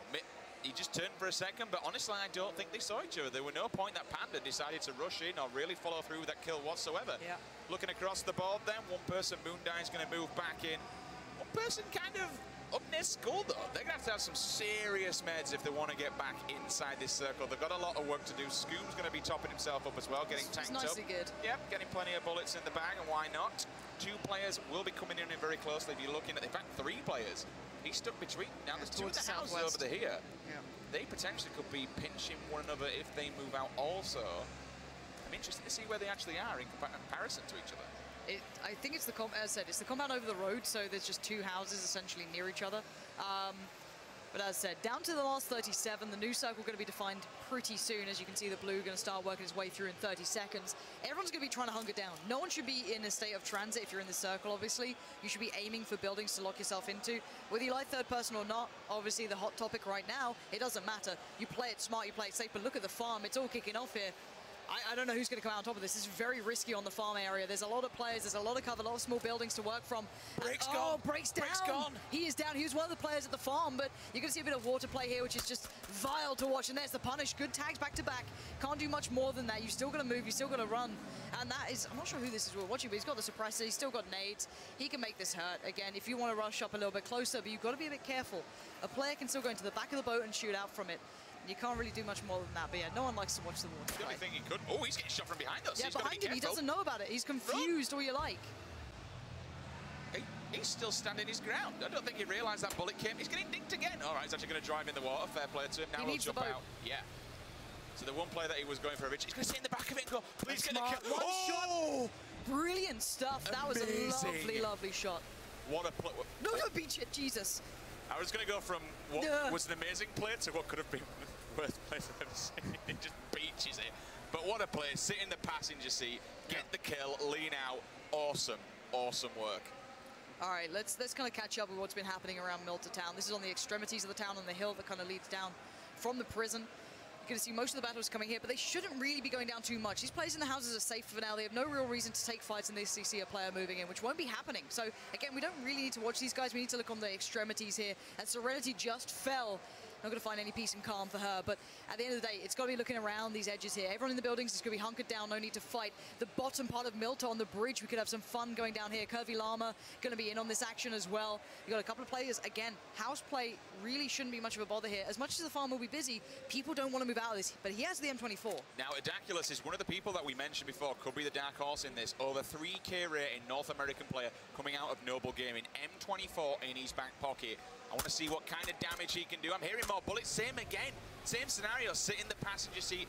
Try and drill people down. He's got the silencer. Curvy Llama will go down, unfortunately, to Kick. Kick takes her out. That's on the beach. You're going to see it now. Yeah, he lands on the beach, and it's just... He's there chilling, so he knows where he is. I think he took a pop at him. But look at the terrain surrounding these. Okay, so Cake, for example, has the terrain advantage. He's got a nice defilade to play with. You do have an 8-time, so that basically gives you a little bit of room to work with. A lot of loot there, a bit of a loot goblin approach, but hey, if it works, it works. The most important thing for... Oh! There's the M24. That just sings, doesn't it? Bye-bye. See you later. That's what you get for trying to dink people in the side of a boat. It worked first time, my friend, but not the second time. Cake says no, not today. Lands a bullet between his brain, and he's also still inside the circle. But the big problem for him here is he's on the beach. There's not a lot of cover. You've got these rocks where he is, but apart from that, he's going to be easy pickings from people down on like the low-tier apartments. He's seen some it's suppressor with the Car 98. This could be big 4 times. Adjustment not quite on. A little off for my taste there. Again, not adjusting well enough. Not sure who this is. Lucy needs to get the aim going. Think of that bullet drop. Think of the 4 times. Think of the kids. Finally a shot lands. Maybe one more could do the job. Ooh, that looked close, but no cigar. Again, the reload's going to take a while. Not sure if the bullet loops are on the back of that Car 98, but a readjustment from Cake as he looks to make his way up. He doesn't know where the shots are coming from. They could be anywhere. The suppressor works so well. What is this? Please land the shot. Stop making me talk about this horrible fight that's happening. And now he can just lay down behind the castle. Yes, Cake! M24! Third time in a row! Cake, you monster! This is insane! If you're going to miss that many shots, you deserve to die like that. Cake, thank you for that. That was the icing on the cake for me. Brilliant denial. If you whiff that many sitters of a shot, you're not going to be standing for long in this caliber game. Again, the kind of the north side's going to have a little crunch. It's mostly over towards the west. Milta is going to be absolutely teeming with players now. Feels so bad, man. You whiff, you dink him once. You hit 1, I believe, out of 7 shots. Kick spins around 8 times. M24, bang, straight between the eyeballs. Takes Here we go. That's Look at 3 this in a battle. go. God, this is going to be mad here. The junction in the middle of Milta has players everywhere around it, and you're going to see that. With no flash hider on, you can tap these shots all day. Cake's still alive. This guy's going beast mode this time. High kills, high value. The M24 sitting well, but the prone in towards the Theresa May fields of wheat. Clearly going to work out well here. It's going to be quite tricky to find people in that, even in third person. Here in this, oh, look at the HP on this player, though, getting out of the car. A mistake to be made. Why did you not expect someone to be in here? You're hearing these shots. They're not suppressed, but this is where it matters. Cake, what can you do? Show us what you're made of, my man, because I'm loving the play so far. Time to run. He does have the cover of the hay bales. He's also going to get inside that circle now. Oh, no, just drifts for a second more. He's completely stimmed up. You're hearing the bullet dinking off the floor, though, bouncing around. He's running into somebody, though, doesn't see them coming. And now the M24 hits the floor, unfortunately. Will that player capture it, though? Yes, it will, so Idaculus takes the risk. Sniper rifle now go into his hands. But look here, Kapowski, unfortunately, is just on the edge of the circle, so she's going to get forced out of these houses if anyone's just waiting for her. There is a nice bit of terrain. You can see a little bit of the dip on the hill. You can still run him relatively safe. And the other player, I'm not sure if Molman is aware of her position. He could spot it, but he's probably more worried about Panda, who's been letting off shots on the other side of things. But this is going to be fun. We've got Luminosity and the TSM guys just throwing it down the north. Sai Syndicate is posted up. He's safe. Drassel's there taking a fight, and right now it's going to be Molman actually getting pincered here. He's in a bit of a bother. He's got a player behind, player in front. He can't hide himself from both. And right now he's switched on to someone else. I'm not sure why, as Molman did find him. He did get it done, even though his HP was so low. You expect this from him, though. He's one of the Liquid boys. He should be delivering on all fronts. Safe in Milta. This guy is, I'm not sure why we're watching him. There we go. Let's have a look around. Scoom locks down a building. The buildings that remain a hot property, of course. That's where you want to be. A little bit hard to get run off on here, but nice spray control coming out from Scoom. Nice work from him. Absolutely powerful play. So again, keep yourself in these buildings for now. Play it smart, play it safe. You're seeing the big players doing this. This is the smart plan that I like to see. Inside the circle as well, so plenty of time. He can chill here for a bit and let players advance forward and wipe them out from that window. Evermore, unfortunately, in no man's land. He's only got a little hut to try and stay alive, but he is getting tapped up pretty hard. Scoom will hold his ground. He knows Viz is up there. We saw the initial battle early on, just chilling in Harry Potter. He needs to make some magic happen because he needs to come inside. He needs to move inside the circle. And this is smart play from Scoom. You basically watch where your vulnerability is and where the open ground is and where players are going to have to move from that you know. So he's playing this very well. Let's look towards the south side of the city if we can, in towards Milta. I'm not too worried about these two for now because they can fall back. They're not in an immediate fight. But in the further southeast side of the city, there's a lot of players close together. And here we go. You can see the kills coming in. And that's the guys we were talking about. Actually, Molman finding another. He's fought his way out of that 1v2. He was locked in. He was pinched in. He's won that fight. And again, running against the circle, he'll get himself win. That's going to be Hollywood as well. A guy to keep your eyes on in the future. We've got some of the classic guys left here from either side. And now with the blue moving, and we're going to see a couple of players having to move. We'll bring that POV back in just a second, and there it is. One player will have to be forced outside the farm. Molman's moved. And unfortunately, though, person inside the farm, that's going to be Dingus Khan. Was just waiting for him, melts him as well. Perfect play from him, realizes the circle is on his back and is forcing him into his line of sight. Two players, though, moving through the field. That's going to be Ollie. That's another player out of Luminosity. Also, one player coming out. This could be a banger of a shot. Ollie needs to land this, though. That's going to give away his position, unfortunately, but he's also got the pressure of the circle closing him. He's got to force him out of nowhere. Someone's heard this. Daz has heard this. One of the Noble guys, he's going to position himself for a push now, being, you know, so dedicated to hearing this. But the LG player working his way in, got to be careful. Nice work from Ollie in the end. Delivers every single bullet of that 5.56. But every single shot he makes, you can see the other players getting closer and closer. Vis eyes this up as well. Two of the bigger players maybe throwing this down, yeah. He's actually going to tag him, but Daz, as you mentioned, he knows exactly where this one player is. He's been listening for a while. He's forced to move back, but he's also getting shot from on top of the hill. So top of the hill at the moment, doing some serious damage. Great shots coming out of Ollie. But sick work. The kill is insane. Great stuff. Doesn't realise the player's still down low though. Now he's see him. He's just copped him. Yeah, there we go. So he did cop him. He throws the bullet up top. Excuse me, the grenade up top. But this is keeping him pinned. While this is going on though, the circle time's going down. So the problem is that now Ollie, he can't run to the right because it's open ground really. He's going to have to just go through this. He's stimming up right now because he knows it. He can go full auto and take a fight, but he knows that someone knows where he is and he knows where they are. This is very uncomfortable. Beautiful work earlier towards Iceland. Again, look at this. Ring of Roses begins, but Daz is off. He knows he's got the advantage to run away with. As long as he gets a line of sight of the push-up, Ollie might get a vision on this. Let's see if he does. He has. He's got to surely land this one. Ollie, did you blow your load too early? No. Sign sealed and delivered. He finds another, but the HP, he took the risk on the kill, and he just falls to the ground. A huge error from Ollie. He could have held his nerve. He could have waited. But no, he took the fight, and now we've got to see who's left standing. Vis is up, Skoom is up. We've got Evermore, the Korean player, still in this one. So many players still to look at here. As we're going to see a couple of them now dying as we speak. It's getting pretty hectic. Yeah, we'll try and get some of these POVs now so we can see one player will fall. That's going to be Dingus Khan taken out by Spy Jaya. Several people now inside the circle, two more. Look at Skoom and Vis. They're still so going. close. Are they in the building?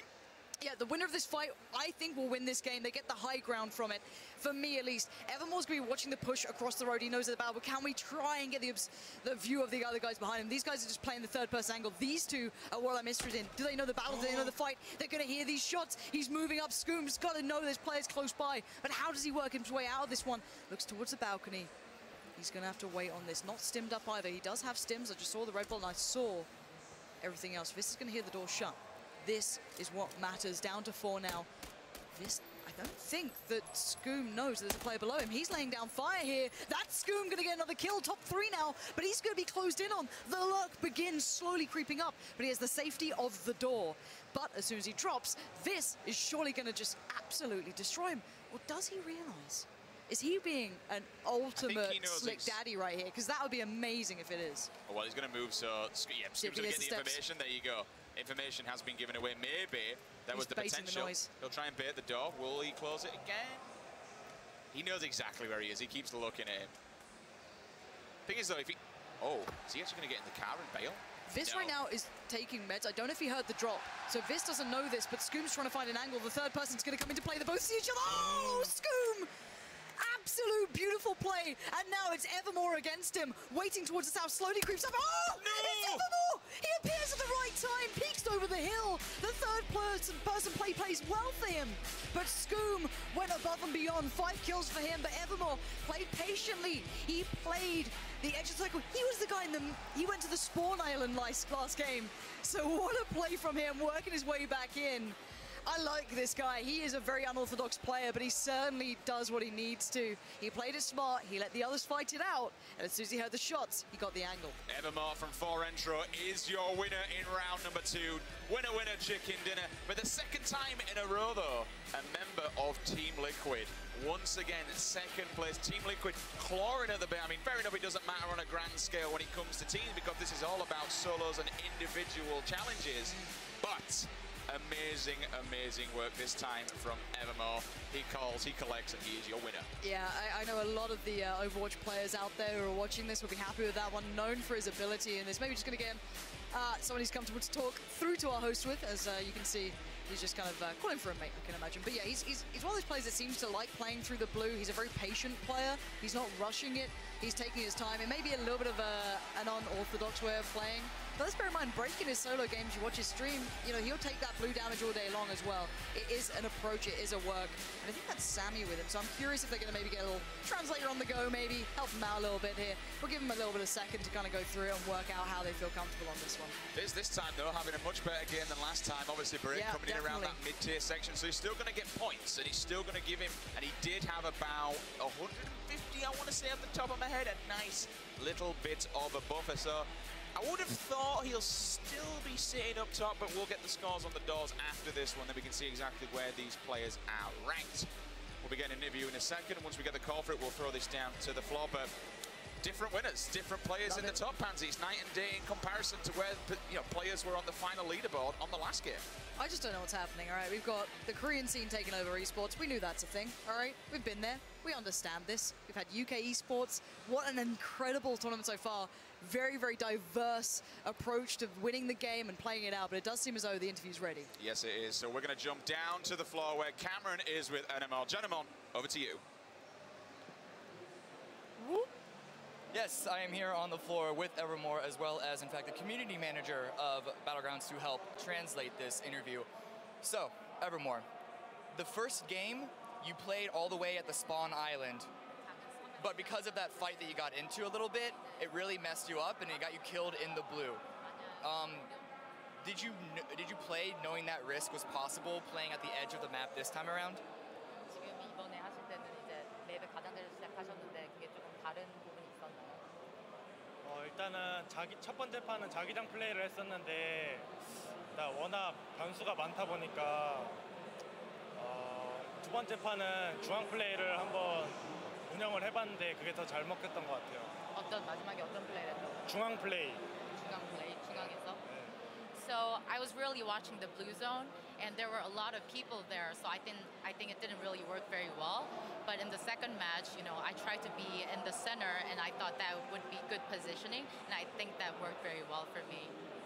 You definitely played very intelligently, making sure not to take engagements that you didn't have to. You didn't play very aggressive, keeping yourself safe. However, this game does have an element of randomness that is involved. How much would you attribute that to your victory? RNG가 뭐예요? 랜덤성, 뭔가 무작위로 막 되는 게 저희 게임이 그런 요소가 많잖아요. 뭔가 뭐 블루존이 떨어지는 것도 위치가 무작위로 되니까 그런 게 내 플레이에 얼마나 영향을 미쳤다고 생각을 하세요? 일단은 두 번째 판은 가스 운이 되게 좋았던 것 같아요. 그거 말고는 지금 저는 수비적으로 하다 보니까 가스 운이 그냥 좋았던 것 같아요. I think for the second match, I was a bit lucky, and I didn't play aggressively. I was being really defensive, so I think I was lucky, and playing safely really worked. So, because of this victory, you netted yourself 500 points from this game. Not quite so many from the first one, but number 17, which is, I believe, the placing of game 1, gave you a little bit as well. Do you think you'll be able to recreate a similar standing near the top on game 3, even though the circle may not work out in your favor the same way that it did this game? 네, 대충 이제 감을 잡아가지고 세 번째 판도 집중해서 잘하면은 문제 없을 것 같아요. So now I think I know how it should feel, how I should play it. So if I just play the same strategy in the third match, I don't think I have a problem. I am pretty confident. So moving away from solos, because later on this week we have duos and then the squads event. How confident are you in your own play, but also your teammates, your full squad group in this next event? 일단은 저희 팀이 여기 유명한 팀이 많지만 그 못지않게 실력을 자부심을 갖고 있거든요. 그래서 듀오나 스쿼드도 문제 없이 성적 잘 낼 것 같아요. So there are a lot of famous pro teams in the tournament at the moment, but we pride ourselves for our skills, and we are very confident going into duo and squad later this week. So I don't see what could stop us. All right, I like the confidence. Thank you very much. We're going to go to one more break while we get ready for game number 3, the final game to figure out who's going to be the full winner of this solo event at Gamescom.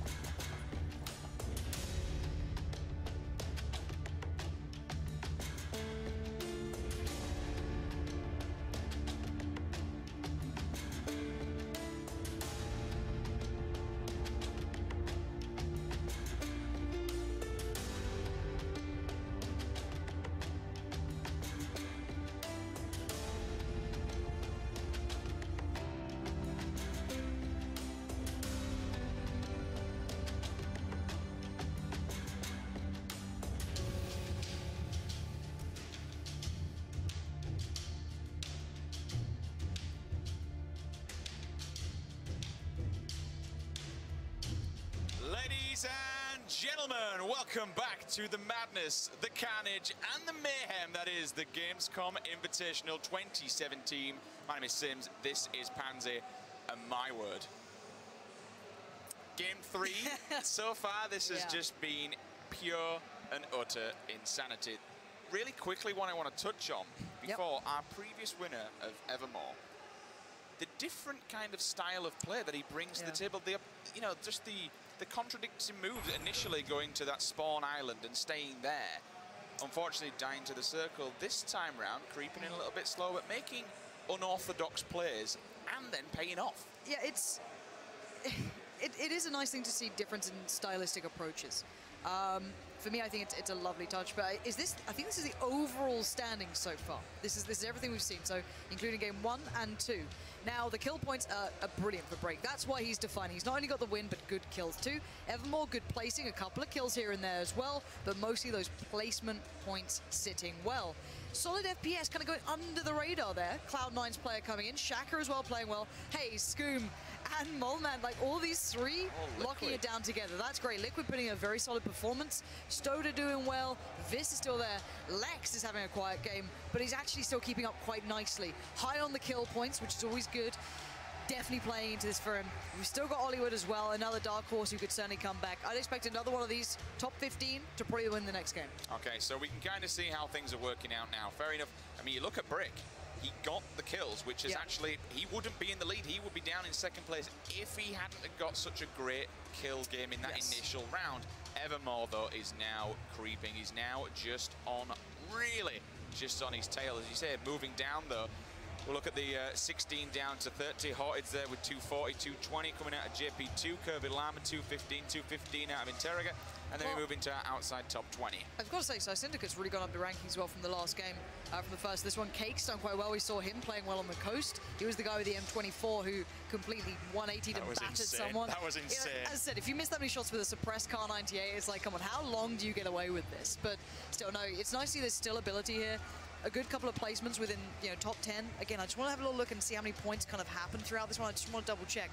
So placement-wise, if you really want to make a big difference to your score at this point, you want top 20 and up. That's when you get into the 90 to 110 points. So that's the big increase there. So you're wanting to start to look at the top 20.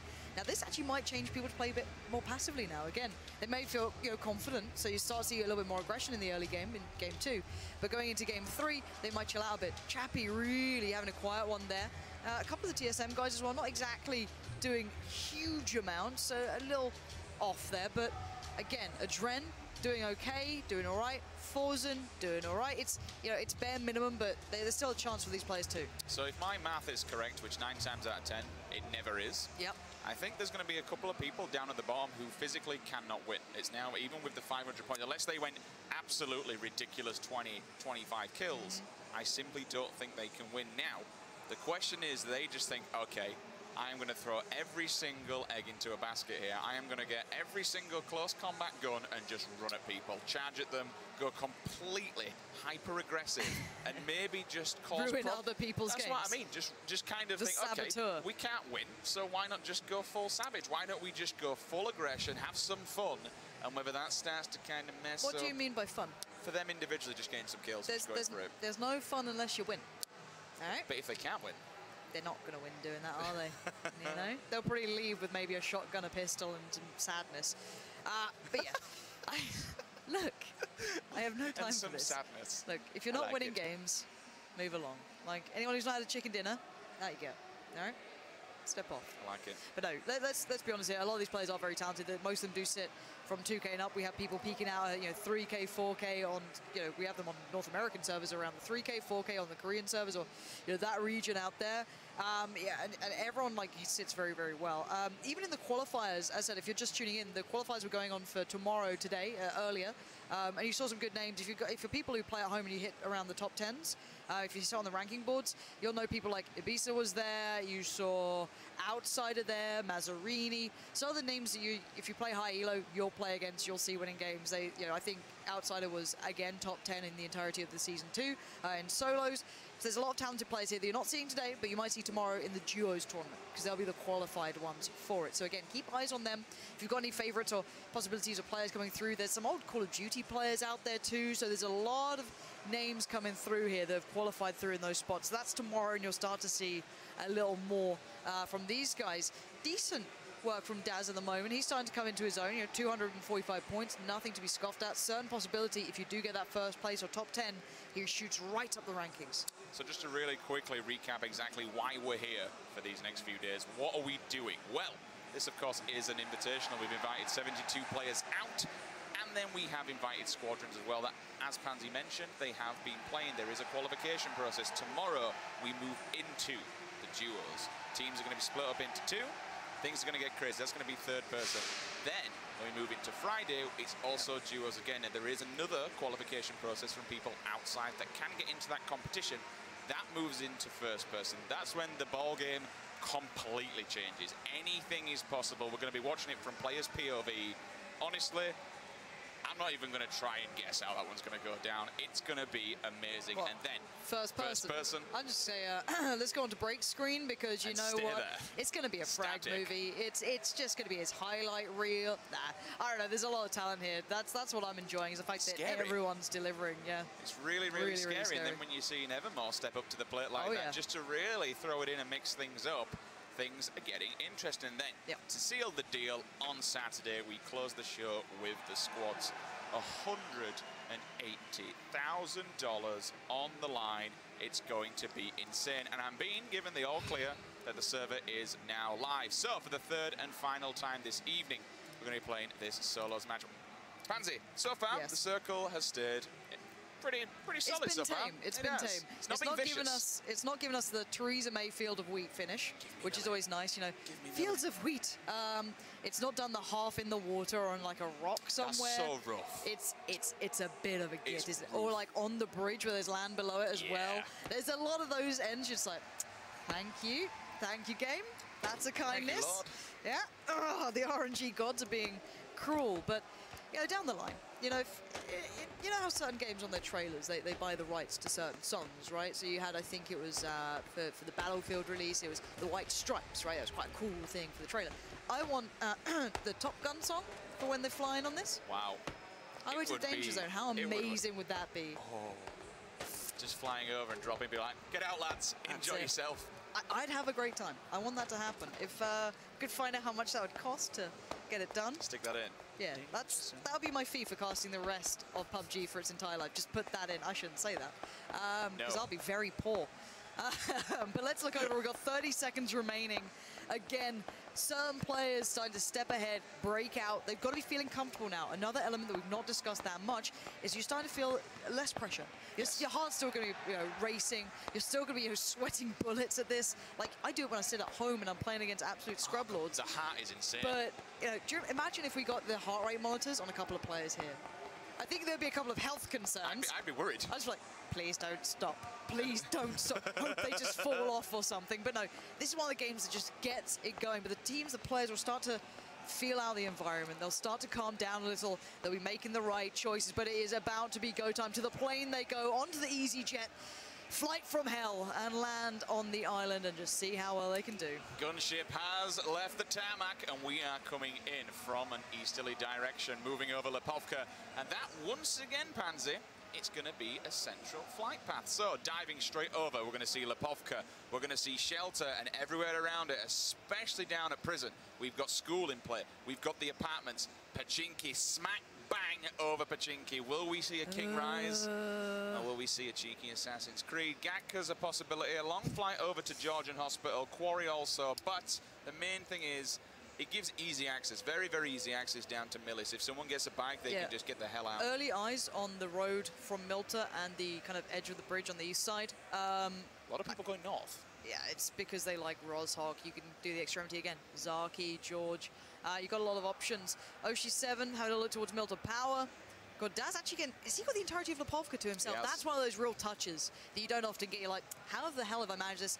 But there's several opportunities here to get to the military island, not only from the east bridge, but the west as well. So let's keep our eyes on where people land and how they do. Got a little bit of boat play coming in. Are you going to the spawn island? He's going to the island again. Off to the spawn. Now, it's actually fine. Got to see it where the him last time, though.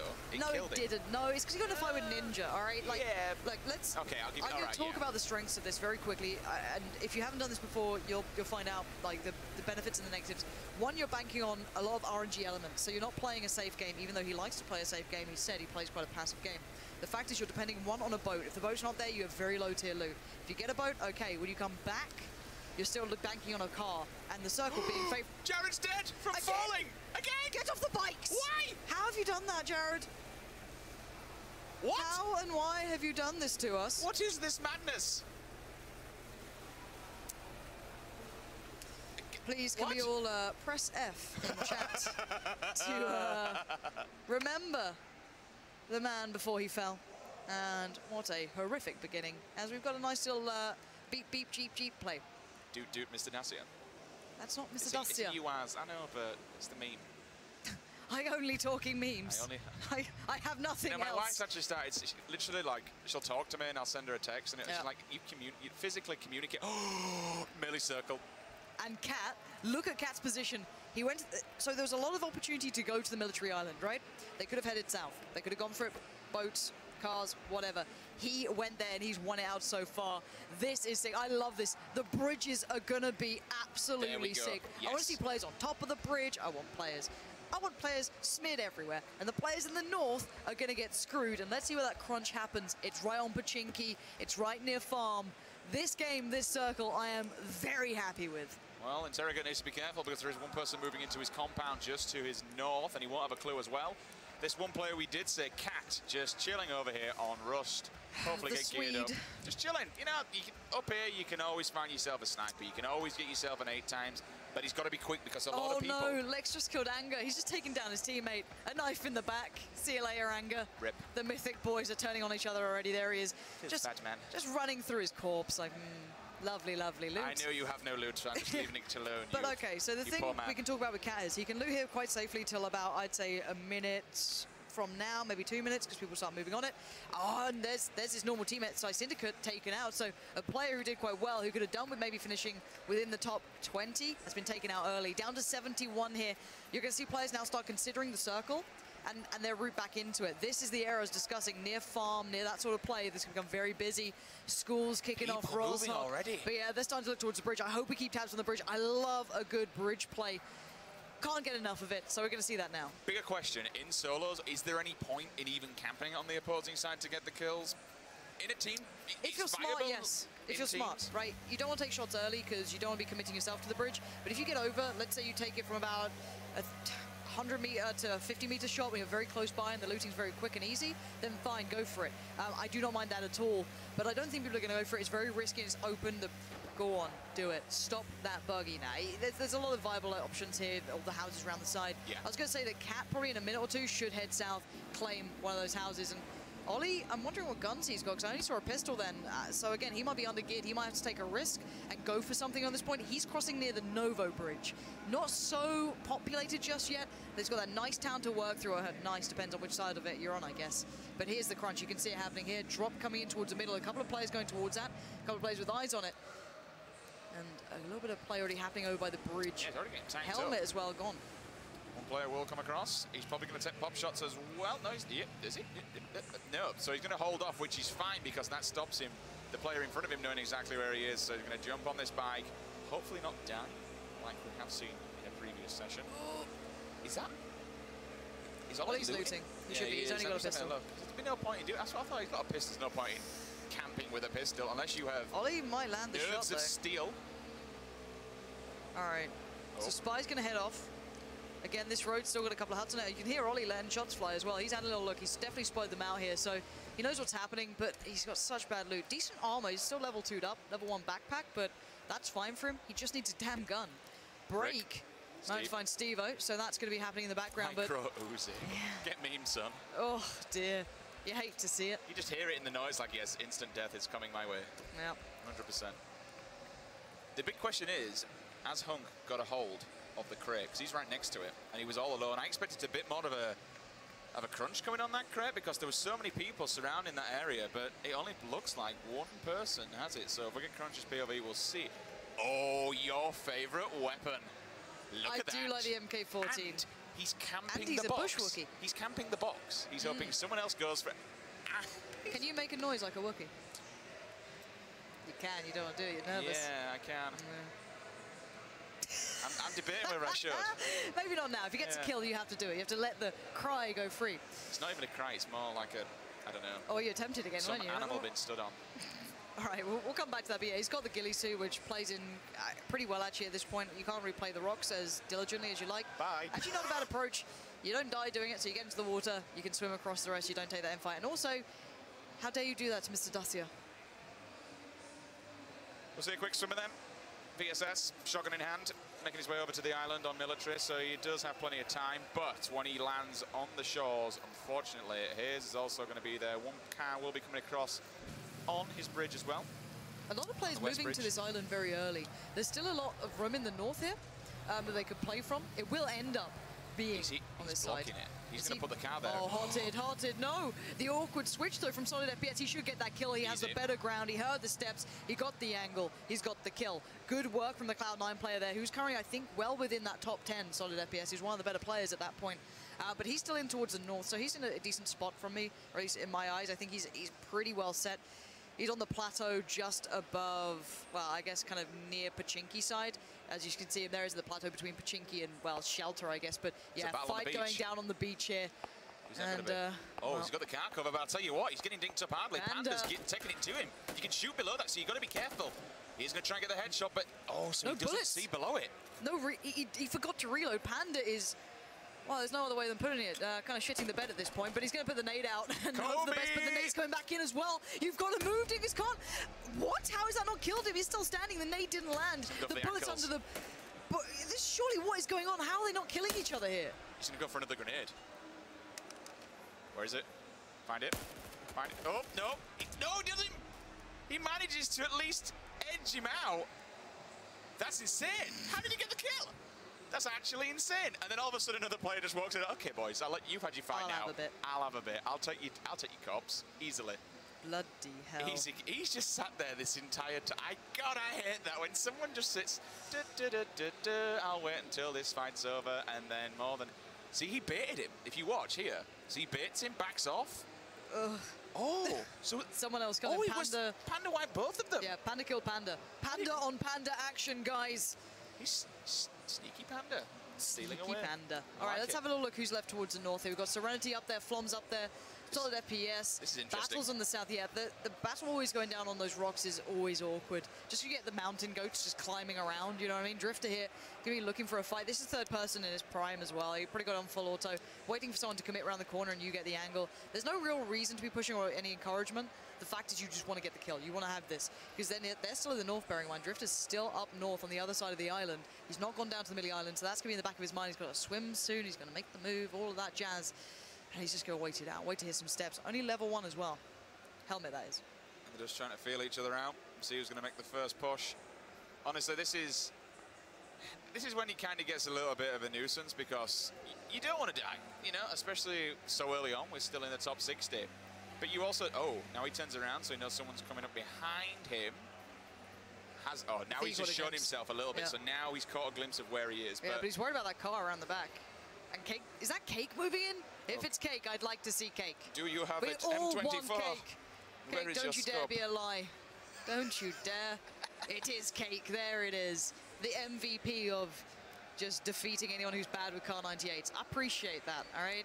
Hayes has absolute garbo loot, but he has got himself an AKM now, which is nice. I like how he's pre-packing for the sniper as well. You got the flash hider in there, you got the cheek pad, so as soon as he finds anything, an SKS or a Car 98, he's laughing, he's going to get that loaded. The question is, did he have a scope? I didn't actually see if he had a 4x or anything in there. I mean, you can shoot with an iron sight, but my God, it's an appalling situation to try and do so if you're trying to get a kill from it. Oh look, these two are still doing nothing. Let's move on from these guys. They're going to be here for a while. We'll try and find someone else who's actually got an engagement. Let's take a look at the map. What game mode I prefer, you know, out of all the perspectives. There's one that I just like a little more than the other. There are benefits to both, all right? He's been spotted. Drifter needs to be careful. He's kind of like... I don't think he knows where he is. He's exposed this complete northern side. Oh, lordy. Hello. Oh, no, he's gone to this Spawn Island player. He's halfway back. So he's medding to save his damn life right now. He's going through it all. I don't know how much meds he has. I haven't seen his full... Stop, look. Can we not look at these guys? Just to punish them. I want to punish them for playing like this. How dare they? And they've literally just traded positions. Oh, sweet mother of God. Give us the map. We'll take the map. Oh, well, yes. Give us the map. Come on. They're not going to do anything else. Oh, no, so Drifter actually might be able to get around. LG on LG. We'll just see J2P take out his teammate Chips. Shaka on They actually might get a kill now if they move. Drifter's going to be making the move. If he checks to his right, he will probably see the player. I might have put a glimpse on the broken wall here. Wall fights are so awkward. There it is. Finally, Drifter gets a kill. He went on the long way around. He does win that fight. I just saw Moondie just flop away. Hello. But yeah, the loot's all his. It's not really, it's not great loot, to be fair. The bigger question is, when you go in here, you now have to ask yourself, was it worth it? Yeah. And I don't think that was. He's got a level 2 helmet that he should pick up. Please, Drifter. Come on, man. He did a video on helmets. Come on. Take a word of your own advice, pal. See, these are the mistakes that happen in these environments, right? Like, at the end of the day, you make mistakes, you forget things, you kind of lose out on some of the stuff that you do by second nature normally. This is a big difference here. Again, we'll see how this plans out. You're going to see the crunch coming in towards the northern side of this, the military island. I will always call it Millie. I know that upsets some people, but Lex and Flom having a fight. That's the teammates kicking off against each other, and they're not in the safe zone either. They're still in the north, so that could be a fun one to keep eyes on in the future. And this is the replay of the people who love third person, just as much as me. And again, just again and again, I'd love to have a glimpse towards Flom and Lex if they're still fighting it out, because they're going to be very close and they both have that horrible opportunity now to work their way back in. I doubt these two are going to have much of a fight here. No, they're going to stay passive for a while. Yeah, exactly. So if we could see them, I don't know if they're even still alive. We're going to be seeing, that's Lex, so maybe he's won the fight, and that's Flom. Here we go, teammates against teammates. YOLO. Grenade. Which CS player is better, but how many nades have fallen back on you? He's got the UMP close range. He's running on this one. He wants to fight. He's aggressive. Vector against UMP. The pan comes in. There it is. Lex dominates his teammate Flom. The aggressive player, and I love it. Amazing. That's what you want to see. That's what I like in these CS players. They will take those fights. They will charge. They want that Pika's advantage, a theory, an application of how you play mechanically in games that works out. But how's Hollywood been getting on? We're down to 56 now. He was suffering. He had very low tier loot, but oh, he spotted something. The mountain kicks in. It's like in Skyrim, if you just spam jump on the horse, it just takes you to mythical places. Hollywood is doing the same. Oh. If we go back to Flex for a second, when you were talking, when you run about it, Lauren. Wait. How much HP? Did you not lose HP? Did not take any. That's going to hurt. Excuse me. Ollie, how are you? He's a man of steel. He's a wizard, Harry. Just really quickly about Flex, though. With that initial grenade onto Flom, it does scare you. It does worry you. When that grenade comes in, you're like, oh, crap. What do I do next? But I loved it. Throw the grenade in, then following it up with a charge, hard scope in, wait for the person to kind of scare themselves. Fair enough.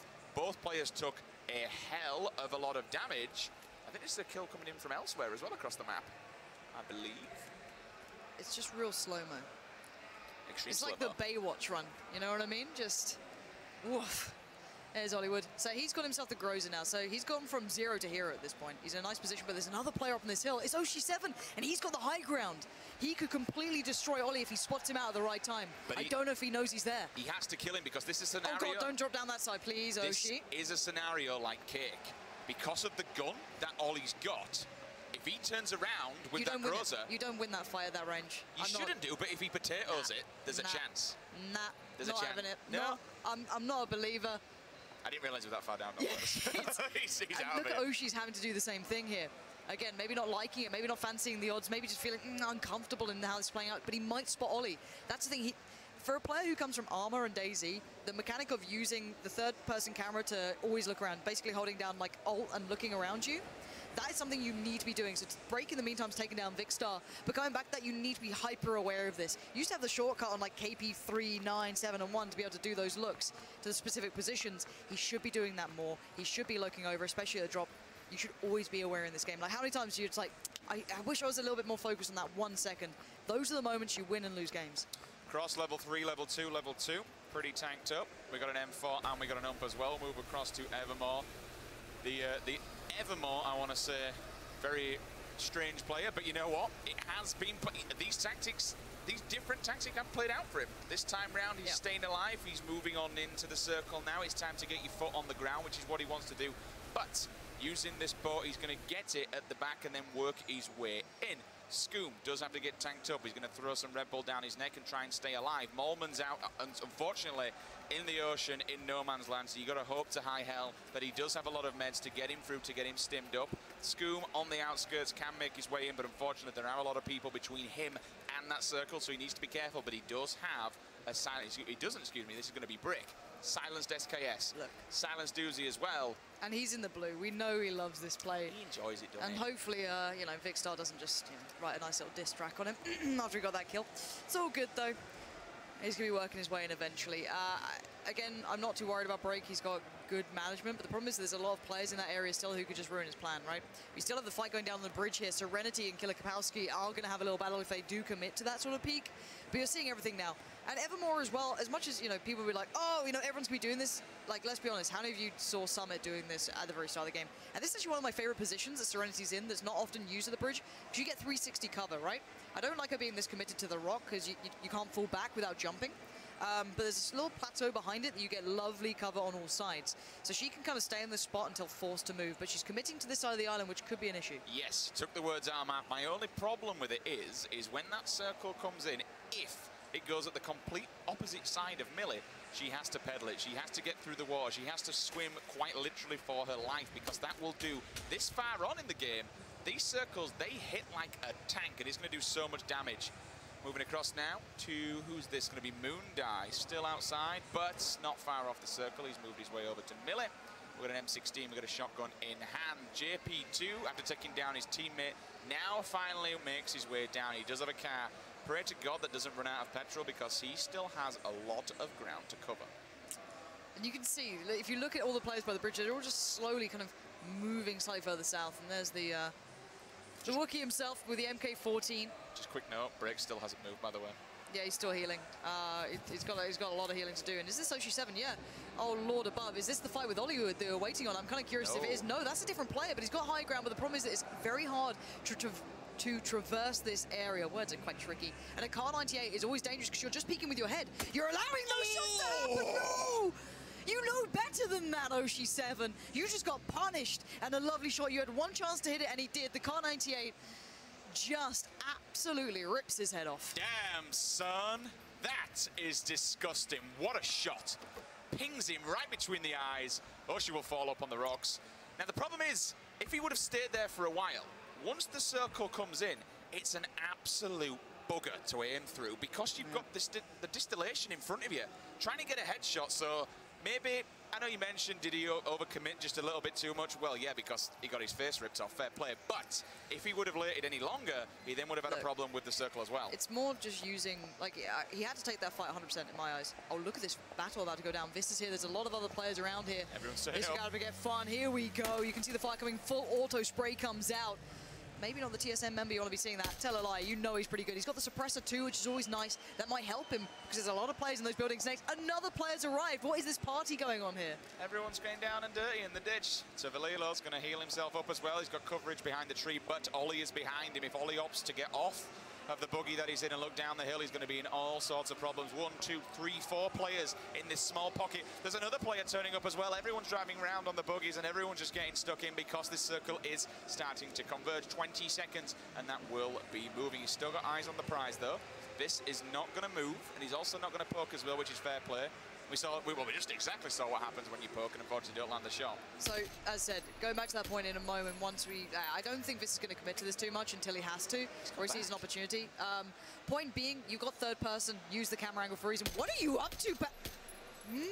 Questionable. Unless he belted his tires out, but he's still just a YOLO it like that is... I have no cover. Allow me to present myself. Just, you know, that's Here is my body. a move. Take it.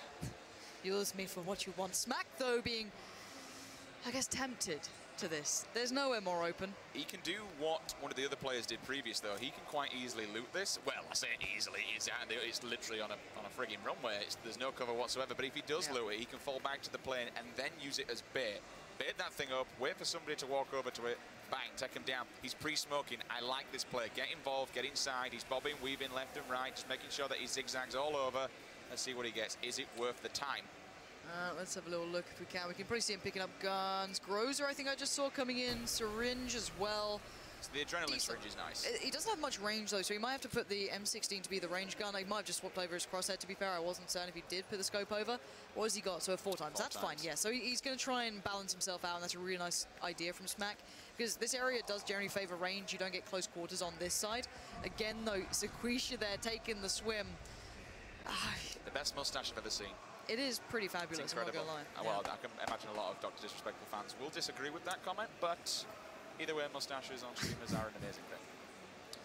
Going to try and get himself across this wall. One player falls right in front of him, in fact, and I believe there's another person waiting for him, so as soon as he gets on, in fact, he's right next to him. Problem is the double damage now coming through. Both these players are kind of in an awkward predicament. The double damage comes in and you can't heal.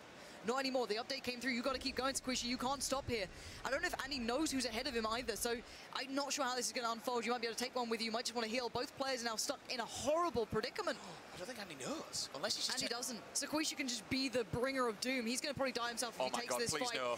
Andy has no idea. Oh no, maybe he's seen him. Get into the boat. Get into the boat and take the fight. Don't drive the boat. Go to the other seat and kill the man. He's done it. He can heal as well now. He dives back in the water like a madman, but he's got the swim on. And there it is. That is one way to not want to remember this game going down, as he just got completely ruined from the water. Amazing, amazing work. I mean, he played it very, very passive. I was quite worried. In fact, just so you know as well, on the top, we've got JP2 moving into Chappie. These two guys are still outside the zone. Will he get in, though, on that car? I'm just keeping focused on that. We'll see if one of them does drop. Chappie might need that car, too. That's probably why he wants to kill him. Yeah, and this is the open fields towards the southern west side of the military island. A lot of small, smoother hills. There's very limited terrain to play in. Oh, a peak there. That's deadly against an 8 times, but Lost Aiming living up to his name, missing a couple of sitters and having to fall back to med up. He will indeed. Get himself back to full health. Is he ever going to another peak? No, he's not. He's going to take the stims.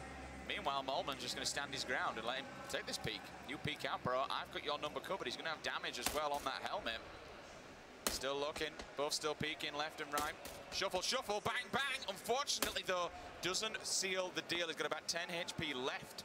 Molman tanked up real. Now, if this were me, for example, I'm not a great player, but that would have been a good opportunity to maybe move. You've done so much damage to him. You forced him, you know, they forced the rock. He's going to hide there. But look, now it's playing fight. Chicken, all right? They're playing chicken because the Blue's about to move in, and both of them are screws each other. But Lost Aiming has cover to move to the right. Sadly for Molman, he doesn't. But I'd say he's a better player in my eyes from experience.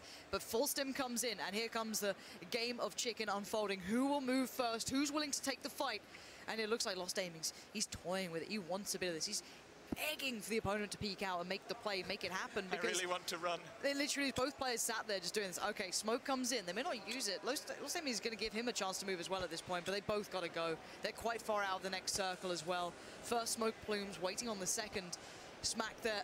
Managed to take down Cat, who's one of the early players to get to the military island. I think in the meantime, we actually did lose out on Break as well. He's been knocked down. I'm not sure who managed to kill him, but here it comes. The Meds still come through. Lost Aiming is in a far greater position, it seems, with Meds. And here comes the move from Molman. He's going to start moving. Please get back to them. Please, I beg of you. Here it is. The single fire comes down. Nice work from him. And Molman dies to the play zone. But that was Lost Aiming essentially getting the kill. He did enough damage. That means he now needs to run. Kapowski takes down Mexican. Ollie takes out Panda. And then Stylish Noob comes in, takes out Solid FBS. Smack dies outside the play zone. We're now into our top 25. Kirby Lambert also on the play zone. He's got to move. The damage is insane. All right, play zone is killing the hell out of people. People are too scared to move. They're taking bad fights. We're down to 23 players now. This is good positioning from Sequisha, but oh my word, there's a player in that house. Hello. They have to commit to the blue if they want to get out of it. He's going to see them. He doesn't need this fight, but he wants it. A man with a mustache that incredible wants these fights. He's a brave man. He's going to spot the back. He can take this for free. He knows it as well. He's just going to take his time on the peak, spots him out, sees him medding. Why you deliver these shots? Please stop jumping. You don't need to. Why are you like this? Sequisha, please. Back off, man. Back off a little bit. Give yourself some more room. That's now allowed that player just to belt on out. I tell you what, if this comes back to haunting, this is going to be brutal. No, it doesn't. Thank Christ for that. All right, so you know what? It's fine. It's fine. It's fine. The good thing about getting that kill is his position perpendicular to the next circle. He's at the bottom end of it, so it's going to move slowly. That obviously, when you see the gap on the circle, you're at the slow end, you're at the fast end, you can outrun some of these circles. For instance, on the far side, you won't be able to do it, but on this backside where he is, it's going to be fine. Meanwhile, Evermore's chilling. I mean, why not? Is he stuck? That would be quite funny. No, he's still medding. But is he stuck in there? That's a question. Is he going to die? Is he going to grenade the floor and end his own life?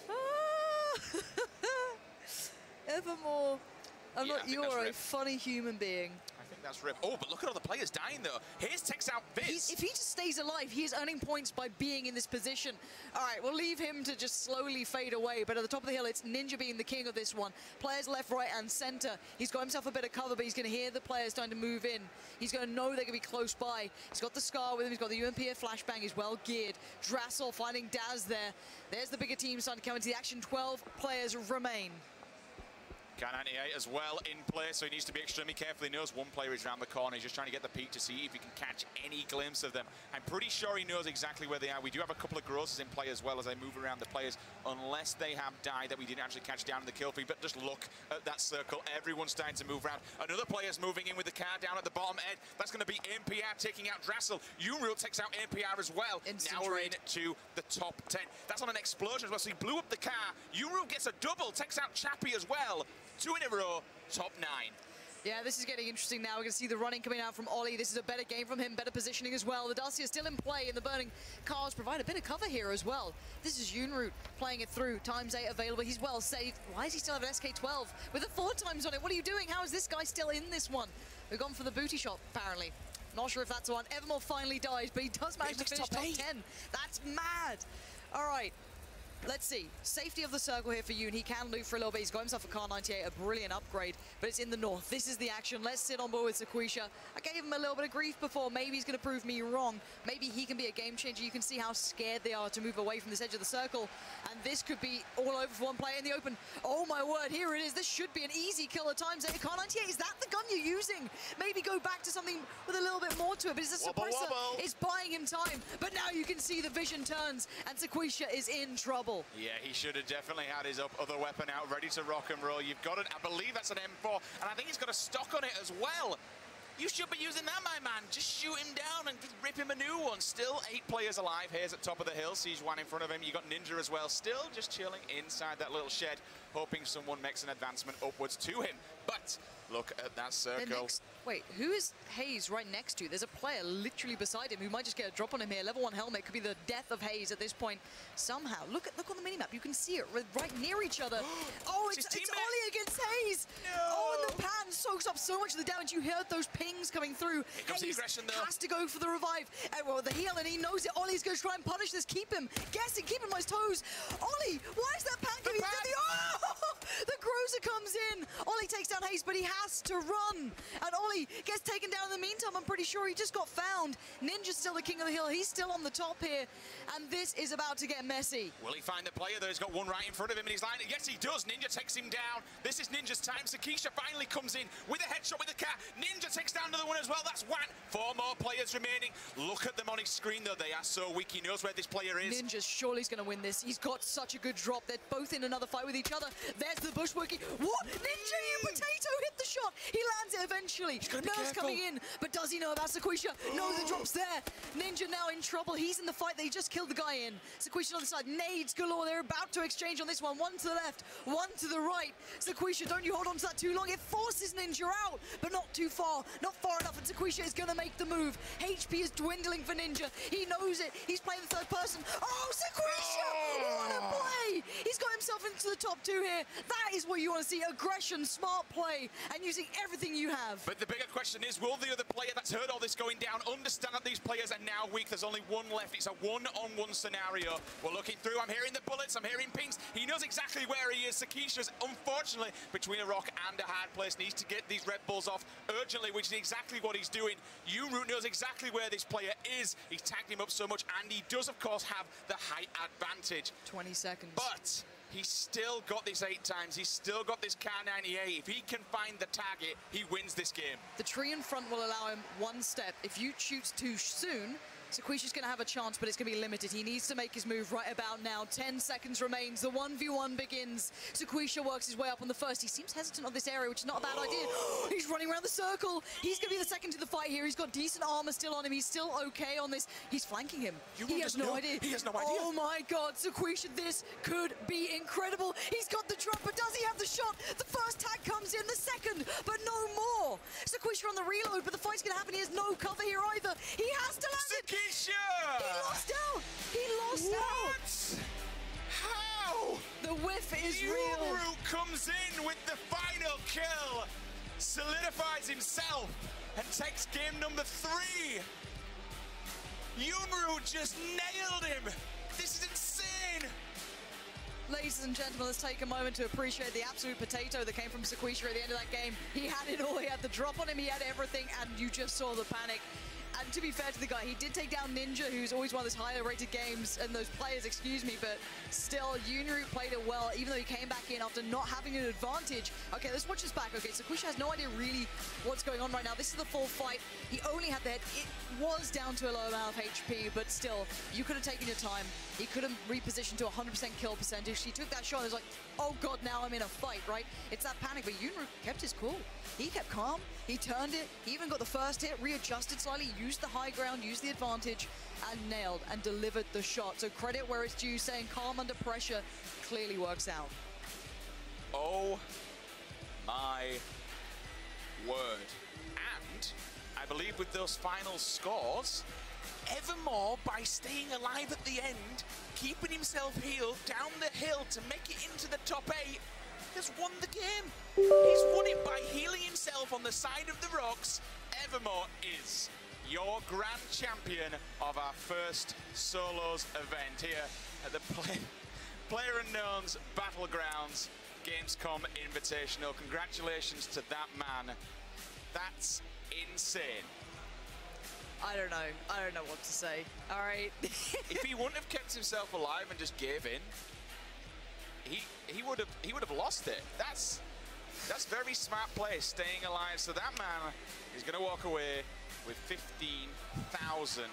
GG. Credit, at least in my eyes, is where it's due, is to Break and Hayes. They provided great deals of entertainment for me. Hollywood was consistently there. Certainly Saquisha had a great game in the last matchup. Obviously, a little awkward at the very end, but he certainly pulled his weight, getting some kills on the board. Ollie, a lot of kills, sadly for him. Not a lot of higher tier finishes. I think that's where it kind of let him down on that one. But for me, Break played the game that I like to see. So did Hayes. So did Scoom, so did Shaka. All these guys, there's certain players, the way they played stands out to me that I really enjoy. I think Evermore, you can't take it away from the guy. He got that first place. It doesn't matter how you do it. You may not like it, you may not appreciate it, but he made it happen. So at the end of the day, unorthodox or not, he is the one to walk away in that first spot for today. So 2 players from the same team. Evermore and Yunru for Entro will come out. Take 2 victories out of 3. Now the bigger question is, what's more worrying? 1, does this set a bit of a tone moving into the squads? 2, you can't do it in squads. Players, the question is, are those 2 teammates when we look at duos? That's interesting. Look, I love a good quirky play. All right, yeah. I will give you that. Look, I don't like the people who call themselves bubbly or quirky. No one likes those people, but I'll give you in solos it can work. You cannot do the same with 4 players. There are similar cheesy ways to play it out, but you can't do the cheese to win. All right, I'll give him a lot of credit in the way he played, going to the the spawn island, coming back in. It's a very, very viable aspect of the game. For me, I don't like to see that in anything more. Like, what are you going to do? Put 4 players with that many meds into the cliffs like that and try and stay alive? It doesn't work. Not enough loot to go around. So again, won't apply into the high tier games, at least in the squads when it goes up to that many players. But overall, I have to say today has been outstanding. It's been chaos, it's been madness, it's been intense. There has been some questionable players, but there's also been some absolute phenomenal players. We think back to Cake with that M24. You get one shot, you give him a chance, the man nails it every single time. 3 bullets, 3 headshots in a row. And just generally, the players that we've seen today, you saw initially Break just coming out, setting the standard, getting the kills, but also showing that, fair enough, even though you're getting the kills in solos, doesn't really matter. It's all about the W. It's all about where you finish at the end when that game goes off. Now, I believe we are getting an interview ready with the winners of looks like a good top 3 there. Yeah, I'm looking at this, and it looks like a good top 3 indeed. But it was a good top 5, 6, 7. Yeah. There was some solid players up there. So, as much as people like to say, oh, the game's RNG based, well, we've seen a consistently good top 10. Yes. That's the math. That's the thing for me. It's been a consistent good top 10, and I think that can only get better in the first person, the duos, and the squads down the line. This is incredible. This is incredible. I'm sure Break subs and are just going wild in the chat, throwing a ball. Honestly, he does have some of the best emotes on Twitch. They're absolutely incredible. But I mean, congratulations to every single person that has played today. And that's only day 1. That's only day 1. We've still got 3 more days of non-stop, heart-thumping action all week long. Remember, just to remind ourselves again at home, tomorrow we move into duos. After that, day 3, we move into duos first person. That's gonna be intense. Make sure you're tuning in for that one, and then on Saturday we crown our winners. We crown our major champions of the squads as all these teams, they go head-to-head, 4-person teams. And this is where you start to get the team, the real strategies, and more of the different things will begin to unfold. We're going to see. Get down there! All right, everybody pays attention. No one gets hurt. Go! Open the door. They'll get worse than hurt. Hey! Come on! That is going to be the global business. Finally! Mr. Cho. Let's go! Shut up! Shut the fuck up! Come on! In the back! Come on! Come on! Very interesting victory because in the he back! didn't actually get any Come on! top Let's go! 1 finish. Come on! The consistent-ish finishes what gave you this position. Get in here and deal with the guard! You have the 2nd place as well. This one goes to our favorite on the desk, TSM Break. Again, handed by Mr. Cho.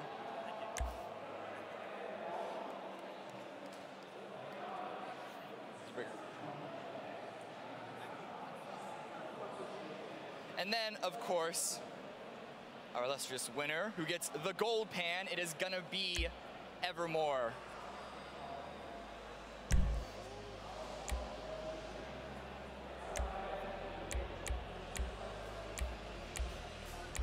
Who I'm gonna have another winner's interview at the end as well. Oh, show off the prizes, yes. Very nice trophies, big fan.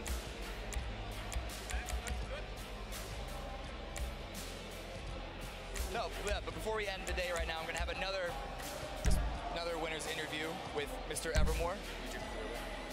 Thank you guys, congratulations all.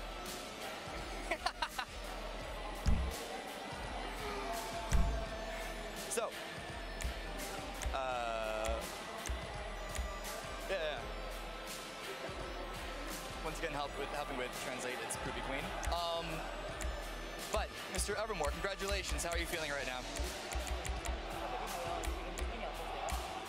되게 얼떨떨해요. It doesn't feel real. So, as we saw, in the very first game, you went to the spawn island. The second game, not so much. But then on game 3, you went back there, even when we saw the circle go to the very southern point of the map. I was thinking, surely he's not gonna live this out. But you ended up being able to take the boat all the way around to the left side of the military island.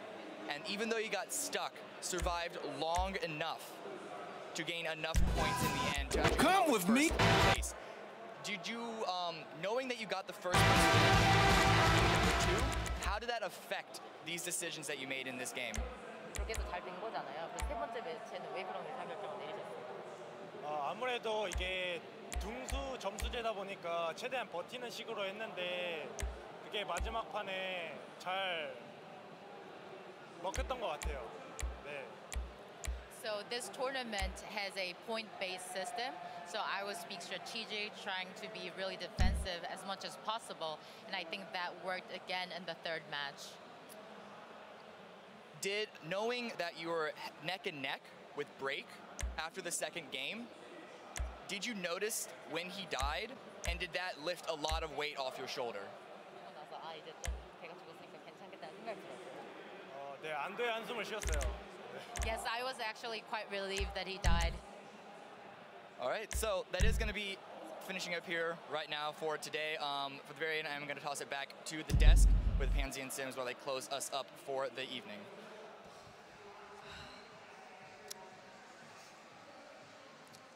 Thank you very much indeed. Yes, so we're going to be closing out the day. Congratulations to the winners. And as you mentioned, very solid top 5. And yeah. A lot, even though you mentioned it, people whinge about RNG. All right, there is. We love a good whinge, all There's right? a level of luck involved, but still a lot of constant wins, a lot of constant top 10s. Look, there's always a way that you can minimize the RNG. You can play a certain way that gives you those chances, those opportunities to get yourself to a better spot. We saw it there with a lot of players. We saw it in various aspects. You put in a point system, someone's going to use it correctly, and they did. All right, so it is always, let's bear in mind, this is the first official tournament like this, right? So as much as people will be like, it's not ready, blah, blah, blah. You know what I mean? Like, it's very easy to get the Reddit karma right now. For me, it's a great time to see how it unfolds, see what works, see what, you know, what suits this game and this infrastructure. It's still early. For me, the one thing is, though, I look back to the first game we had, you know, it was, what, Hayes up against Break. That 1v1 to me, you know, that's what it's about. And I got to say, thoroughly enjoyed today. I think the players as well got a real taste of, you know, what this could be as well. And once it gets down the line for me, I think this is only going to get better and better. And we've already had a really nice awkward interview. So we're up there on the esports front. It's already there. It's you there. know, we're going to be on the We've front seen page. those weird handshakes, you know what I mean? Yeah. Just the dodgy handshakes are always why not? You know, everyone needs a dodgy handshake and one that's not really taken responsibly enough. But just to kind of touch on what you mentioned at the start, the one-on-one between Hayes and Break, it kind of just set the standard and also showed you what can happen when one person is playing the circle. They have control. They're waiting for their opponent to move to them. And then all of a sudden, circle goes, not for you. Not today, my friend. And all of a sudden, it just bounces onto the player. Then it goes into Break's corner, and he can say, okay, I'm waiting for you now. And this is something that players are going to have to learn, right? How do you... You've just got to think on your feet and deal with every single situation that's thrown at you. Look, that's the nature of PUBG, right? And I think this is only a taste of things to come. Today has been great. It's been a brilliant foray into what could be happening in PUBG. And of course, we'll be doing this again tomorrow. Same thing, almost. A couple of changes, of course. Duos now becoming a bit of a factor. So that's what's going to be on the horizon. It starts at the same time. So people, I guess, want to just catch a stream, hit the follow button down below, or just have a look on the social media channels, or just tune in at the right time. So again, if this is anything to go by, I'm pretty sure the rest of this week is going to be pretty darn good. Yeah, it's going to be insane. Thank you so much, guys, obviously bearing with us. This is an enormous setup and an incredible production.